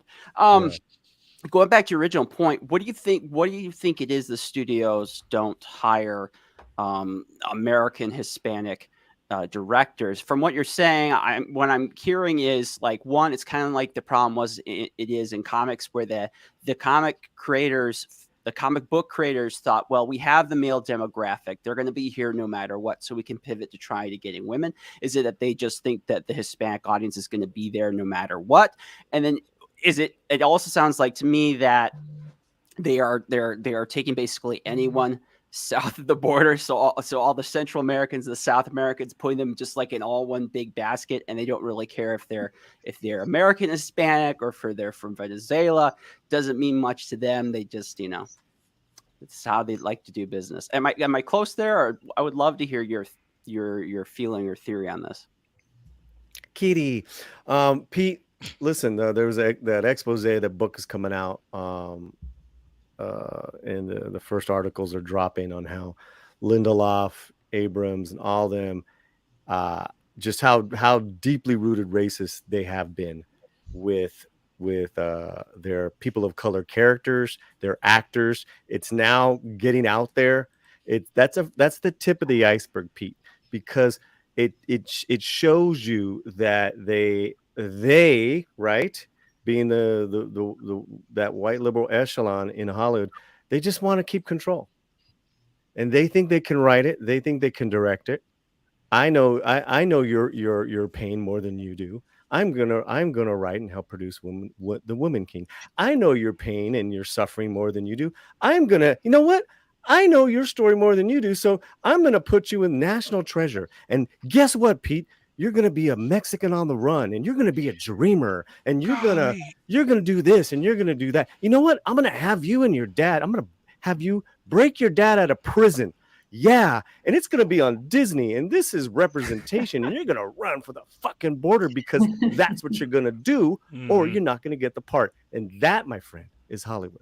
So when you have independent creators who happen to be Latino and that are doing some great stuff, they don't want those people. You can't control them. They'll hire the Latinxers because you control them. Writers, creators. Maybe they'll be successful. Most of their shows have been canceled, or they'll just drop their deal after a couple of years. And that's unfortunately where we're at. So a show like there's shows that do make it though, right? Like I said, Primo and Joaquin Murrieta, which is a co-production with Mexico and Netflix and Prime. I mean, it's a kick-ass Western that's practically all in Spanish, based on the legend of Joaquin Murrieta. It's got, excuse my language, ladies, it's got chichis in there, it's got sex, it's got blood, it's got action. It's fuck yeah, like it's incredible. Wasn't there that other one on Netflix, the cartels? Narcos. Yeah. Look, Narcos. Yeah, Narcos was really good. Again, co-production with Mexico, but that I don't know if I answered it, Pete, but that's where we're. No, I was just curious to hear your theory. I don't know the subject very well, but it wouldn't surprise me at all if the people in charge of Hollywood are horrible people. I don't think that surprised any of us here. Paulie hit on. I'm sorry. I was going to say Paulie hit on something that has been a sore point with me, and maybe with him as well, in that when you do get these parts, for Hispanic characters, inevitably they are almost always, for lack of a better term, illegal or dreamers. You had that with the Party of Five reboot, where they were dreamers, and only one of them, they had, about that one. the parents were here illegally and the kids were dreamers. In Ugly Betty, the father turned out to be in the country illegally. And with the one that you just mentioned, the National Treasure. First, you had to change the character into a Latina, and then, of course, you had to be a dreamer. I'm sorry, but not all of us are, quote, dreamers. Not all of us are terrified that our relatives are going to be deported, because, surprisingly enough, all my relatives are actual citizens, naturalized or native born. Yeah, people like Rick are just worried about running him over on the way back home on a Friday night. That is true. One time, Polly, I drive across the border highway here in El Paso, and one migrant did run across. If I had been a little faster, I would have run this person down. It was a very terrifying experience. Yeah. But look, if you're going to have, I went to Whataburger afterwards to calm myself down, as all Texans would do. I just find it irritating that this is supposed to represent me. It doesn't represent me. As for this flaming hot film, look, I will judge it based on if I ever see it, but I'm not giving it a pass just because it has a Hispanic director or a Hispanic lead character. The film itself has to be good. It bothers me. Same with the Blue Beetle. I mean, it's nice that we have a Hispanic character in Jaime Reyes, but it doesn't mean that it's going to be good. Does that director count? Because he's Puerto Rican, so is that not? Well, Cassie will know that Puerto Ricans are an island to themselves. Literally, quite literally, they're feisty. And Angel Soto Manuel, or whatever his name is, has said some inflammatory things. He's pretty much a separatist as far as when it comes to being an anti-colonizer Puerto Rican, which fits him perfectly. Mm-hmm. if Puerto Rico wants to be its own separate nation, more power to them. Hey, anything to avoid paying property tax, right? But I do think that Eva Longoria is trying to saying, look, because I am a female and I am Hispanic, it's impossible. You're female? No, because he's Eva Longoria. Oh, you're pretending you're Eva right now. Okay, God, can you? Hey, I'd rather be Evan Longoria than Eva Longoria. Let's just go. Just do it up. Like, give us your best Eva impersonation. Flip your hair, sir. Yeah, do something. Well, look, I'll wrap it up with this statement here. I think she might be valid in some of her claims, but I think it's coming at a time, especially, I don't know what it is with this con festival. It seems like just one woman after another is just complaining about how mistreated they are. Because before she made the statements, we had the Kate Blanchett piece that we did last week. We mentioned the Viola Davis one from last week as well. I want to say there was somebody else who did something like this too. I don't know, one of those Florence Pugh or somebody else around those lines too. So the fact that this is probably like the fourth or fifth one that we've covered here just in the last couple weeks alone, after a while it just starts to sound like white noise when everyone's kind of making the same arguments just from a little slightly different slant. And I don't know, for me with Hollywood, it's like, yeah, this always have been these subcategories and these subgroups essentially trying to fight for some piece of the pie here. But as we said earlier, it's like, look, we're dangerously at a point right now where this whole thing might be gone here in a few years. So, I mean, if you think that it's bad now, just wait until the robots start taking over. Yeah, I was going to say, with the AI taking over too, like, films are still they're relying a lot on their tentpoles still, and those are going down the crapper. And I understand that she's frustrated. I mean, like, I write books, and it's like I've had people in Hollywood tell me I should try to push for stuff because I'm a woman. And it's like, can you just do it based on the merit of my work? And it's like, no. It's frustrating. No, not at all. No, they can't. They can't. Well, then there's Jane Fonda, too, that's accusing all men of racism and what was it? And climate change. can't she just go away to the afterlife now? Why is she still around? But you know, well, she's going away from acting and shifting to that. I'm covering society. that. Let me just hit this one more time. Is what she's saying, or what Johnny Legs is saying? It's not. They've been saying this for a while, so it's not like it's new, right? They've been talking about just the disparity of the numbers of Latino creatives, writers, and directors compared to everyone else that's getting hired. And this is something that they've been talking about for many years. So listen, like you said, they're fighting to get more work. Work begets work. The timing of things, I get it. One after the other. Some are more salacious than others. Eva Longoria's where she's coming from. In this case, it's slant approved. I back Longoria up. Or my name ain't Polly of the Latino slant. Damn it. Well, Paulie, let me ask you this: do you have time to stick around to talk about a white woman being box office poisoner, or do you have to hop off here? Society with the hot takes. We're gonna watch our show, sweetheart. Yeah, I'm watching brushes though for makeup. All right, so what do you got? 10 minutes? So. I got 10 minutes. All right, then. Well, let's hop over here with our closer here for the night and talk about Margot Robbie. I don't know if you guys have noticed this, but her career hasn't exactly been doing very well here in the last few months. It's like, who can be mad at like a face like this? Well, apparently it's not a very marketable face, because I've been saying this for a while. Ever since I, Tonya, it seems like her career is just absolutely falling off a cliff here. Here's a couple of films that you guys may have remembered or maybe not remember because they weren't very good. There was Terminal. That film didn't exactly do very well. You had Mary, Queen of Scots. That one was just kind of Bombshell. You had Birds of Prey. Terrible. You had Promising Young Woman. Terrible.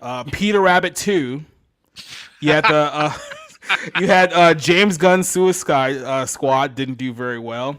And then, of course, last year you had Amsterdam, bombed at the box office, and then Babylon, bombed at the box office. So now here you at in this position where all the hype is behind this Barbie movie right now, and everyone's going all in on, the Barbie hype with her and Ryan Gosling, and she's really at a point right now where if this movie doesn't succeed, her career is probably not going to recover if it already has not recovered up to this point. So, Paulie, I'll ask you the question. Do you agree with the assertion that Margot Robbie is in fact box office poison? And what do you think about the possibility of Barbie saving her career?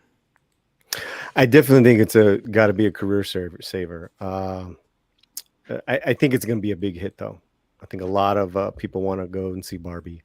They seem to, from Midnight's Edge to other people that I hear from, that is great casting. Mm-hmm. So, will I go see it? Great casting, however, but I mean, we've also had concerns about who's writing and directing it as well. So, I mean, there's. Yeah, but dude, listen, all it has to be is decent and entertaining. The name sells itself. It's Barbie.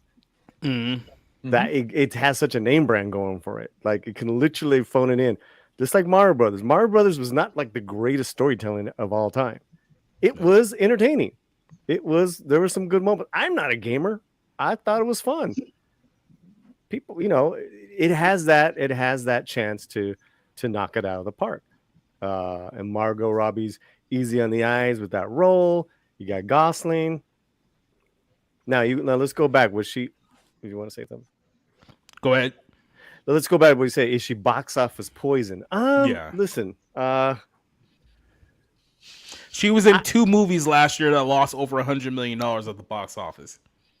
Okay, but one movie was with Brad Pitt, so you can argue that, and it was completely mismarketed. It's an incredible film called Babylon.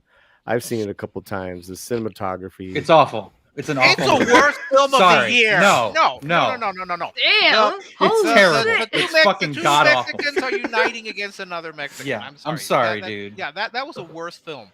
So I don't know The who Puerto these I don't Rican know is who just these sitting plebs on are their on your island panel. watching. But like I said, one of the most incredible visually striking films. But that's not the point, plebs, on this panel. The point is Elephant Dung is a great For turning the for the point for in the cinematic record, history. Amsterdam was far worse than She that. was I did also not with see Brad Pitt in Amsterdam. Once Upon a Time in Hollywood, which made a ton of money. By great the way, film. yeah. Well, Yeah, that was one. Tarantino, of course. Right. Well, see, this- that's the thing. When the movie's a hit, it's not just her as a starring vehicle. I don't know if she can open up a movie yet. Well, I mean, she's had plenty of Well, she did good in Wolf of Wall Street. Right. Margot Robbie's success That has was a been Leonardo The DiCaprio Wolf of film. Wall Street and has been Once Upon a Time in Hollywood. What do those movies have in common? They have auteur directors sort of overseeing every function of She's that. an incredible actor. I Well, think she's an I thought she- incredible yeah, actor. Listen, she was great I in thought Icon, she yeah. looked incredible in Babylon. I didn't think Great role. she was given much. Oh, you I kidding me? think she has a nothing character, but I think she looked great. A and nothing she at least character. Listen, gave you it can be do a lot fair, of an nothing effort. with one scene, and she had several incredible scenes in it. To be Let's fair to be her, real just real now. quick on that Babylon movie, she was not the worst part of that movie. Everything else around that movie was just absolutely like god awful. Did everyone in this panel see this film? Yes, I saw No. yes, No. I Most of saw us. I don't saw care. all 3 hours of that monstrosity. That starts with elephant dung being slung at me, and then that orgy with the midgets jumping on the dildo shaped pogo stick, and then an endless scene that went on about the introduction into sound, and her Incredible scene. No, it was not. No, it it's tedious. It was one It on was tedious. forever. That's the whole point. No. Oh, That's to the bore whole me to point? It's death. called The whole point storytelling? was to bore me to death. Tedious. That was the whole Damien point. to bore me Chazelle to death? can't tell a story out of his ass. Look, I mean, Giselle. I know that Whiplash, Giselle. La La I Land. know Okay. that Giselle. Yeah, I it's know that terrible. Giselle is this generation's Orson Welles, but Yikes. no. And La La You Land guys is are- you guys are La La hilarious Land on this is not panel. good. Either, Is this by the way. comedy hour now? Did we No, change? La Did La we Land is overturn not the good. hour just turned, right? It's comedy. It's You comedy guys hour. are literally arguing over films I would rather die than see. That's what you guys are doing right now. I just want you guys to know that. Whiplash Okay, was can I great. like just jump in because like I absolutely not. No, go ahead. okay. I would like to say I don't think she's found her groove as an actor very well. If that makes sense. There's a lot of pretty perky blondes in Hollywood. And there have been a lot of those that have crashed and burned. So it's kind of almost like a trope, I think. And I think she should find some kind of way out of it before that's her fate. I mean, Or real she talk. was I cursed feel. by Tanya Harding. Oh my god, real talk though. I feel as though she'd fit great in old world Hollywood because for every Lauren Bacall, there was like 10 nothing burger female actresses that just happened to fit into, whatever role that they needed to fit into. Right. I'm actually interested to see how many men will actually go see this Barbie movie. I myself am being dragged. I myself am being dragged specifically because my best friend goes to see all the movies that I want to see. So I feel as though I'd be a piece of shit if I didn't go to see the movie that she wants to see. And I'm a that's the tomboy, reason. so I'm interested to see how many men are going to go see the Barbie movie. Will it probably be a mega success? I think so, likely, but I'm interested to see how much mega success. You've got Barbie, which is, and then you've got Oppenheimer. Which one do you think men would go to see? Oppenheimer. If they think they can get laid, they're gonna go see Barbie. Correct. Yes, Fuck Barbie. Oppenheimer. The hell with Barbie. Flip my wrist now. Women would. I mean, men will go see Barbie if they're dragged to it. I don't see, or maybe if they want to see Ryan Gosling because he's going to win Best Supporting Actor for this. Well, then they're gay men. So that's different. That's a Exactly. different argument. I understand that Ryan Gosling is a damn good actor, but he's fucking over 40 years old. He's playing the Ken. He looks Like- good, man. Looks good. He looks good with a hell of a lot I of just makeup. checked in. Solid choice for the film. I just When checked you in look with our And look at who's making the movie. It's Greta Gerwig writing the movie with her husband Noah Baumbach, which they have their fans out there. I think that's going to actually get some people into the theater as well. But that's also why I'm very skeptical. I mean, this is a Mattel product that's been around how long? for like 60 80 years years or at some least. shit. And Decades. remember Masters of the Universe? I know it's not the same product, and I know Barbie is a much From the more 80s? Yes, from the 80s. One of my childhood favorites, by the way, before I realized how terrible it was. So, look, it's possible this could be a perfectly marketed, perfectly executed movie that makes a lot of money. I have no interest in really seeing it other than just pure curiosity, just morbid, just Curiosity know how it kicks turns cat, out. man. The trailer's already Shocker. troublesome because Shocker motto that you don't want to see this film. when I No, saw the I'm when not I a saw woman. the trailer, when I saw the trailer, it already had Ken being basically a sexist because he couldn't believe that the woman he was talking to was a doctor, and that's already kind of troubling as That it is. is, because I mean, there have been Dr. Barbie, Astronaut Barbie. There's been a whole Veterinary variety of Barbie, yeah, there's veterinary been Come on, all Barbie, let's types go of party. Barbies. Barbie can do Why- anything. Why would he think that there would not be a doctor in this real world when he has, in theory, already seen a Dr. Barbie and a Surgeon Doctor and Astronaut Barbie and all these other more successful figures that Barbie has been placed in? I don't think it makes any sense. I Maybe think he thinks that only Barbie can do these things. If I may.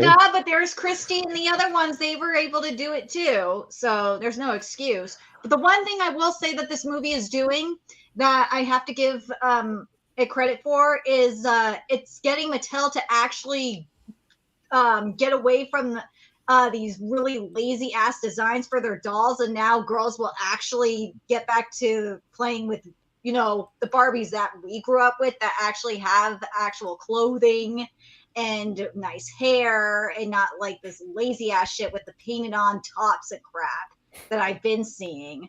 So By the way, just real quick on Barbie, if they go any longer than an hour and 40 minutes, they're gonna make a grave mistake. death. Do not try to make a 2.5 hour Barbie movie. The Spider-Verse is over 2 hours. But Spider-Verse is actually fun. This movie, from what I'm seeing, especially with how Margot Robbie got into the role of Barbie, that has me worried. Well, think about it. Little Mermaid is already over 2 hours. It's probably twice as long as it's twice as long as the original. Anyone see it here? Yes, I did. Poor bastard. Yeah, and then 3 new songs weren't all that good. It's a slog in the middle, and children I fell are going to asleep twice, bro. Yeah. Hey, were you the one snoring in the theater? Because I heard snoring in the theater when I went. I went to see it. I went to see it with song Chris didn't wake you Gore in up? our film group, and I'm like, "What the f am I doing here with all these? We're all straight dudes watching this film, no dates, Allegedly. And I fall asleep twice. The second time, Chris Gore wakes me up. He's like, "I just want to make sure you're gonna watch the end of it." And I was so pissed at him. I'm like, "Dude, I was napping. I was napping." You know what Ben Shapiro but you said? stayed awake through all of Babylon? My gosh. Yeah. The That's a one work thing of I will art, bro. say That's a work about of art. We can have a separate Babylon thing. No, but Ben Shapiro said that Scuttlebutt should be used at Gitmo if we want to ever get answers. Oh my god. Well, bring it back to Barbie though, specifically. Yeah. I mean, comparing it to Masters of the Universe. I mean, the reason why Masters of the Universe was a giant pile of shit is because they chose to use a woman and then literally put her over the fucking main dude with being He-Man. Given the political narrative of modern day, they're not going to do that to Barbie. Now, I think, obviously what is going to bring this film together? I have no idea. I haven't watched a single trailer. I don't personally care. I'm just going there because my best friend wants to see the movie. Can Margot Robbie really hone her craft to make it compelling? I don't know. I don't know what kind of actress she is. I've seen her in a couple of things. I don't think that she's particularly bad. I don't think she's particularly great either. Is she leading material? She hasn't proven that from what I've seen. I can't necessarily give an example to that. But at the end of the day, this is a fucking Barbie movie. And am I really going to take it seriously? For what it's worth, to me, it looks like some kind of cross between Buzz Lightyear and the Island. So it's like, oh, I'm a toy. Oh, there's some kind of Margot world Robbie. we live in. We have to escape. If I may, Margot Robbie Here's what has actually said some stuff in the past which kind of made Hollywood not really like her, because she actually called out identity politics as something that is the biggest mistake you can make. If you guys watch the Batman versus Superman special features, you hear her talk about that in the Wonder Woman special features, where afterward now she had to fully jump into the whole identity politics thing because that's where Hollywood went. But it was already damage done. She already was on record calling out identity politics. So yes, that's why she's labeled as box office poison. It's because they want to keep her in shit roles because she is somebody who was originally against their establishment. I actually disagree with that because I said she was box office poison last year. Because it was like, man, she's really, and it was nothing to do with PR or what Hollywood has to say about her. It was that she keeps getting leading lady opportunities, and these movies bomb. They are not doing very well. It's because of the marketing for the most part when it comes to her movies. And that's fine because I think she is talented. She has the right talent. She just doesn't have the right direction. Yeah, I think she's much more talented than Brie Larson or somebody like that. Everybody's more talented than Brie Larson. Fair enough. I'm the only one who doesn't hate Brie Larson. So, like, I do not necessarily think that she's box office poison. Okay, but she does need to do a better job. Brie Larson needs a hug, and she needs to repent. I will say that if she needs a stiff piece of wood, is what she needs. I will say if Barbie is a success, they're gonna place it all on the Barbie brand. If it's a failure, they're gonna pin it all on Robbie, whatever. They should pin it on Gerwig since it's their movie. They should put it on Gerwig. They should put it. I wouldn't object if they put it on Gosling, who at least for the movies that I've seen has been excessively stern. But I'll say Margot Robbie is as good as her material. When she gets good material, she's very good. When she gets terrible material like Babylon, she's horrendous. Or Charmin. I actually like Charmin was also very Legends bad. of Tarzan. Nice little jab there. Thank you. In Legends of Tarzan, she actually played a pretty good Jane. Better than but not many people saw that movie either. I didn't even know she was in that. Yeah. So there you go. So yeah, she's as good. Is she box office poison? Well, let's just say that her films have failed, and they have the common factor that she was the face of them. Well, I don't know if she was the face of Amsterdam, but she certainly was the face of Hollywood Babylon. I don't know if she wasn't. It was Brad Pitt as well. Yeah, that was an equal billing. Billing, and Brad Pitt's a way bigger name than she is. That's another thing too. That's kind of not fair. You know, and you shit on the lady first, and then it's like, what about Brad Pitt? It's like that guy's been in Hollywood forever. Yeah, he should open up that. He should open up that film. Why isn't it? Oh, Brad Pitt's box office poison. What the fuck? Because Brad Pitt actually has a lot more award nominations and awards than, if I remember correctly. Like I said, I've been arguing for like the last year that Bullet Train movie people pretended like was good was actually terrible. So we can go on Brad Pitt all day. Yeah, we can blame him on that. Brad Pitt may be sucking in a lot of the shit he does nowadays, but back when he was younger, he actually did quite a few movies that actually that were actually quite well done. So yeah, a lot of people will shit on a person, or it has nothing to do with gender in this case. It has everything to do with who has more notoriety than the other. In this case, it's Brad Pitt over Margot Robbie. Margot Robbie, I haven't even heard of her until after 2012. Right. Oh, way after. She just got on the fucking scene 10 years ago. For me, it was what was it? The Tarantino. You know Brad what? Pitt, he's been in the fucking game since the 90s, possibly even the 80s, if I remember correctly. For good or ill, I can say that my friend Gabe remembers Margot Robbie from The Big Short, where she's explaining economics in the bubble bath. That is his most enduring memory of Margot Robbie. Best role ever. I heard she did well in Wolf of Wall Street, but that's probably because she took it all off.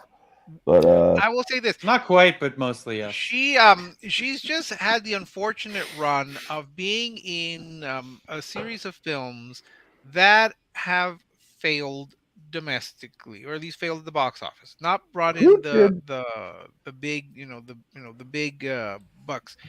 Um, she's the main. I mean, she's the one that's been there, the metaphorical face. Who Whether we can directed blame her Birds of Prey? specifically, I don't think that people say, "Oh, Margot Robbie's in this film, I'm not going to see it." But she has been in all these films that have failed. Whether Barbie will succeed or not, I don't know. Maybe because people would want to see a Barbie film. But if they end up getting something that is less fun, frolicking, and more maybe dour, maybe people will not respond. It depends. You're making a movie based on a doll. How are you going to sell this movie? Are you going to sell it as kind of a delightful romp, or are you going to sell it as some sort of existentialist crisis? Because we've seen clips where, like, have you thought about death, or have you talked about dying, or whatever it was she's talking about? That's not exactly like sell it to the kids here. So again, it always goes back to the question I ask: who is the target audience? Who is the target audience for Barbie? We know who the target audience for Oppenheimer is. These people who like grand epics, biographical films on these historic figures who, right or wrong, Nolan change. fans. Well, no, I mean, I'm not a particular Nolan fan, but I would still want to see Oppenheimer because I enjoy biopics. I enjoy. You're not a Nolan fan? Not a particular Nolan fan. I mean, I never saw Memento. I mean, Memento. Tenet was terrible, and so was what was the space movie that he did? That was just Interstellar. Interstellar was god. Okay, Dunkirk none of you Latino guys or whatever, you're never coming on the slant. That's fine. Casey my reputation is how many people guys do get not out of here. get along with me. So thank you. Well, wait a minute. You don't like Babylon. You don't like Nolan. It's like, do you guys like any I art? didn't say any I didn't cinematic like art? No, well, Memento, The Prestige, and Dunkirk are his best films. So Dunkirk was very good. Okay, so only 3 that you like. Dunkirk was. That's good. not what I said. I said those are his 3 best. Interstellar was, I guess, fine. I'd have to see. So you like more than his 3, Rob? I mean, the Batman movies are good, but I judge them appropriately. They're good. They're good. Oh god. But Babylon, Babylon has no excuse. I have to say, usually we get Rick robbed on this. Bunch of haters, bro. We need what is this panel? What's going on? I mean, to be here? fair, I just hate Hollywood and want it to die. So I guess at least they're still trying. No, see, the problem is Paulie's used to being on a panel where they love everything, and now he's on a panel where we hate everything. No, I'm not. No. You know I'm not. You know I'm the only guy on there that disagrees or like whatever. No, I'm actually joking, Rob. I know. No, we'll probably agree on a lot of older movies. There's a lot of I love older movies, but it's just modern stuff is just I'm a pretty harsh judge. Modern stuff is just The bad. Prestige. Right now. The Prestige, was that Nolan? Yeah, no, that was one of my favorite movies. That was very good. Yeah, I like that. Although I figured the twist real quick. I didn't because I was 15. But the thing with Nolan, can you agree with me in that it's an event every time a new Nolan film comes out? We'll go, we'll Scorsese, Tarantino, Nolan. It's like, how many other directors can we say that about? Yeah, well, I'm probably in the minority here. I would include Lynch, but I'm probably the only person that actually likes David Lynch on this panel. I like David Lynch. Thank you. Yeah, okay, I'm now part of the raza again. Oh my god. Well, look, we're gonna go ahead and wrap things up and sign everyone off here for this show. So I thank you, Paulie, for joining us in for the last part of this conversation here. I'll start off with you. Tell people where they can find more of your content. Boom. Hold on here. Hold on. Change hats. It's my hat from Oaxaca, Mexico. Mm-hmm. Show. Nice rapping with the panel. Even though most of the time half you guys were wrong about everything we talked about, but it was wonderful. Listen, tomorrow I'm live. We're gonna talk about some hot topics like this one. Also, to Latinos apparently white supremacists, according to the New Yorker Latino writer. I couldn't believe what I read. To be fair, the Cubans have been white supremacists for a while, but now it's gone to the Mexicans too. Asians were white supremacists last It's all year. Latin America, baby. I got new videos up all the time. Latino Slant. Thank you, society. Thank you, everyone in the chat, and everyone on the panel except Rick. Why my tingle down? You know, just for that, I was gonna send you some empanadas de piña, but now I'm not anymore. Just for I'm that. just playing, bro. I'm just playing. I bro. know. I respect you as well, sir. Well, what I've got coming up. Well, first, there's always my GoFundMe because I'm poor, Ooh. and I also am starting to do those a weekly haiku. I'm participating in the haiku Saturdays, and I'm really enjoying it. I like writing those little bits, so it's getting me back into writing. So that's a plus. And then more reviews, and yeah, that's pretty much it. Thank you. It's always a great conversation, and Hollywood Babylon is satanic. All right. I don't know what this avatar is, but The fat girl. I love Yeah, it. it's Fat Girl. Oh, okay, see, I listen. Yay. Yeah, so I had to switch computers like 4 times tonight. Yeah, so Oh, damn. yeah, laptop, phone, laptop. So. Promote your book. Yeah, so review books, everybody. Thank you. And if you want, you can give me money on my coffee page, and I have a YouTube channel. So I'm really tired tonight. Sorry. Just like literally. I just started following you. Well, I finished. I was working on my comic today. I finished it today, so I think. So probably like only more like 3 or 4 more times I'll say I'm finished with it. That's nice. Mazel. Yay. All right, Orange. Well, I'm Orange at Reviews. You can find me on YouTube, Twitter, Facebook on occasion, Instagram. I do movie reviews and entertainment news and controversial stuff. I do mystery reviews every Tuesday afternoon. I just did Top Gun Maverick or earlier today. And I'm going to be discussing Top Gun Maverick again tomorrow on my friend Mara Jade's channel, Jade Shadow. For the 1s and 2s, we do every month. And every Sunday night, I am doing MCU Sundays with my friends in the Hat Crew, along with CS Johnson. That Sunday, we're doing Thor: The Dark World. It's gonna. Huh? Oh God, you guys only did the first Thor movie. We're doing them in order. So yeah. And after we're done MCU, we're going to be doing Tolkien. So good luck with that one, brother. Rob, what you got?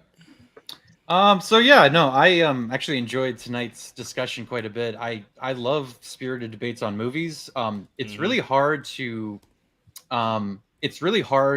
to disagree with somebody and still like them, but I very much feel that way about our interactions tonight. So because it's like when I like you and I disagree with most of what comes out of your mouth, that's something to build off of. That's how I positive. That's a good thing. So we're honored. Always happy to do it. Always happy to talk about movies. I just finished the last Connery Bond, except that I think he comes back later. So it's on to Roger Moore with my next entry in the Bond series that I'm doing. And I'm, as always, just watching a lot of movies. And I talk about them all on my Twitter, which is at the bottom of the screen. Cassie. Hey guys, well, lately I've been documenting the massive fallout of the PlayStation community is having, and they're having this internal struggle of how to accept the modern day PlayStation, leadership, despite them getting fucked in the ass every chance that they get. So yeah, I've been documenting that. You, by the way. They really don't, and it's like, guys, you just make more content for me at this point. So that's just kind of what I've been up to. I think I'm gonna end up copying Diablo 4 and streaming that on Kick. So please check me out on Kick. It is a competitor to Twitch. It's really coming along. Every couple weeks I see a new update. So I'm hoping to see Kick be a direct competitor to Twitch. So I'm on there. I will definitely be streaming Diablo 4 when it comes out. I think the soft release is going to be the 1st. So I'm going to end up getting it then. Definitely check out my videos on YouTube, especially if you just like, keeping up with gaming specifically. I've been focusing a lot on that lately. That's just been what I've been interested in really more than anything else. So Cult Classic Cage on Kick, Cult Classic Cage on YouTube. If you want to talk to me personally, Cult Classic Cage on Twitter. All right. Well, you can follow me and the kitty on just the kitty. Oh, yes, the kitty. As we cover manga and anime on Nerdigans Inc. We do that daily. And Nice. Especially this week, since it's my birthday week and I turned 34 yesterday. boy, Yeah, happy birthday. I feel Mazel. so old. Oh my God, you're so old. I know. And then I cover manga, anime, and also entertainment shenanigans for Bounding into Comics. I got quite a few stories lined up for that. And then on Twitter, I have been, oh God, a lot of stupidity has been caught up in activism again, and anti-censorship activism once again. Yeah, I'm tackling a lot of stupidity, especially against idiotic Zoomers. Oh, God, I have seen some of the dumbest fucking. What you have seen in the discussion Twitter Don't DM. give her a happy birthday. Dang. But yeah, so I'll be here. I'll try and be here more often. And especially if we're going to do the stuff on Wednesdays, given that there are especially with Digimon, given there are rumors that the Tamers movies might be coming from Toei, and there might be one for Digimon Frontier as well. Well, yeah, we're supposed to be doing a series on Super Sentai here soon. We just need, you to I actually know, be I there. need to catch up with Super Sentai. All right, then. I don't So, know all the other crap going on. But yes, I will. I'll get on. I know it's on Tubi, like with the rest of the cartoons that are getting added onto Tubi. But yes, yeah. I will watch Super Sentai as soon as I can. All right, say happy birthday to Grandma over here. Let's move on to our last panelist here tonight. Pete, how's it going? What you got coming up? Doing well. I enjoyed the conversation. Appreciate you letting me crash your show. Thank you, Jacob. It won't happen again. We'll see. We'll see.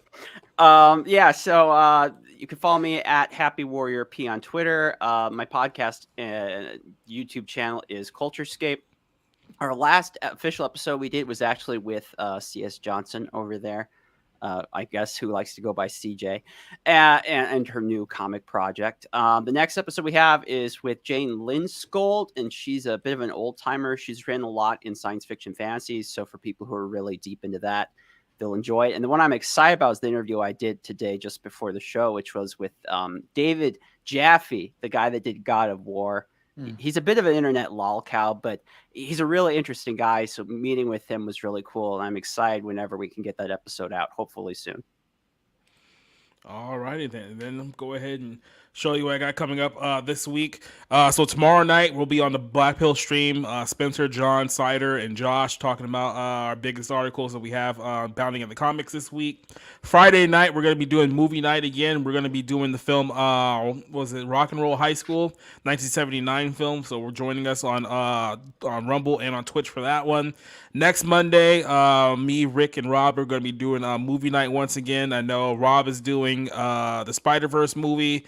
Rick is doing the Boogeyman movie, and I'm doing the Roundup with Mr. Don Lee. So that'll be a good one for that one. And then, hey, next week, episode 51, or the unofficial 52 episode, if you don't count episode 0 of the podcast that we did. So that's everything that I got coming up this week. Thank you to all of my lovely panelists who joined me here for another Tuesday night. To all of you guys in the chat, for all of you who joined us, listen to us for tonight's show, I thank you. And I did a special little outro for you guys so that you all feel very, very special as we get out of here. So say hi to, I don't know what Rick's doing over there, but say hi, say goodbye. We will see you guys next week on the podcast. Adios. Goodbye.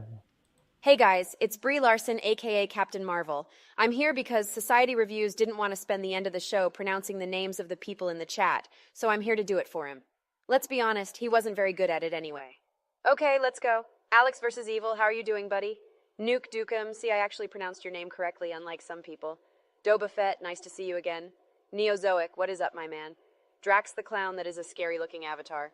Iman Rich the Swag Lord, I don't know what that means, but okay. Zero Dozer, thanks for joining us tonight. JEC, that avatar is pretty scary.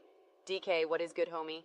CS Johnson, aren't you on the show? Why are you here? Cult Classic Cage, wasn't you talking shit about me not too long ago?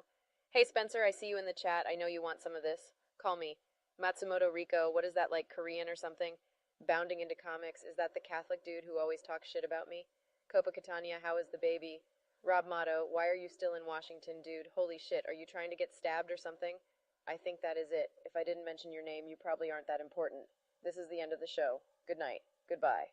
And now it is time to play some Spring Yard. Later, guys. Okay, where's my money, Jacob?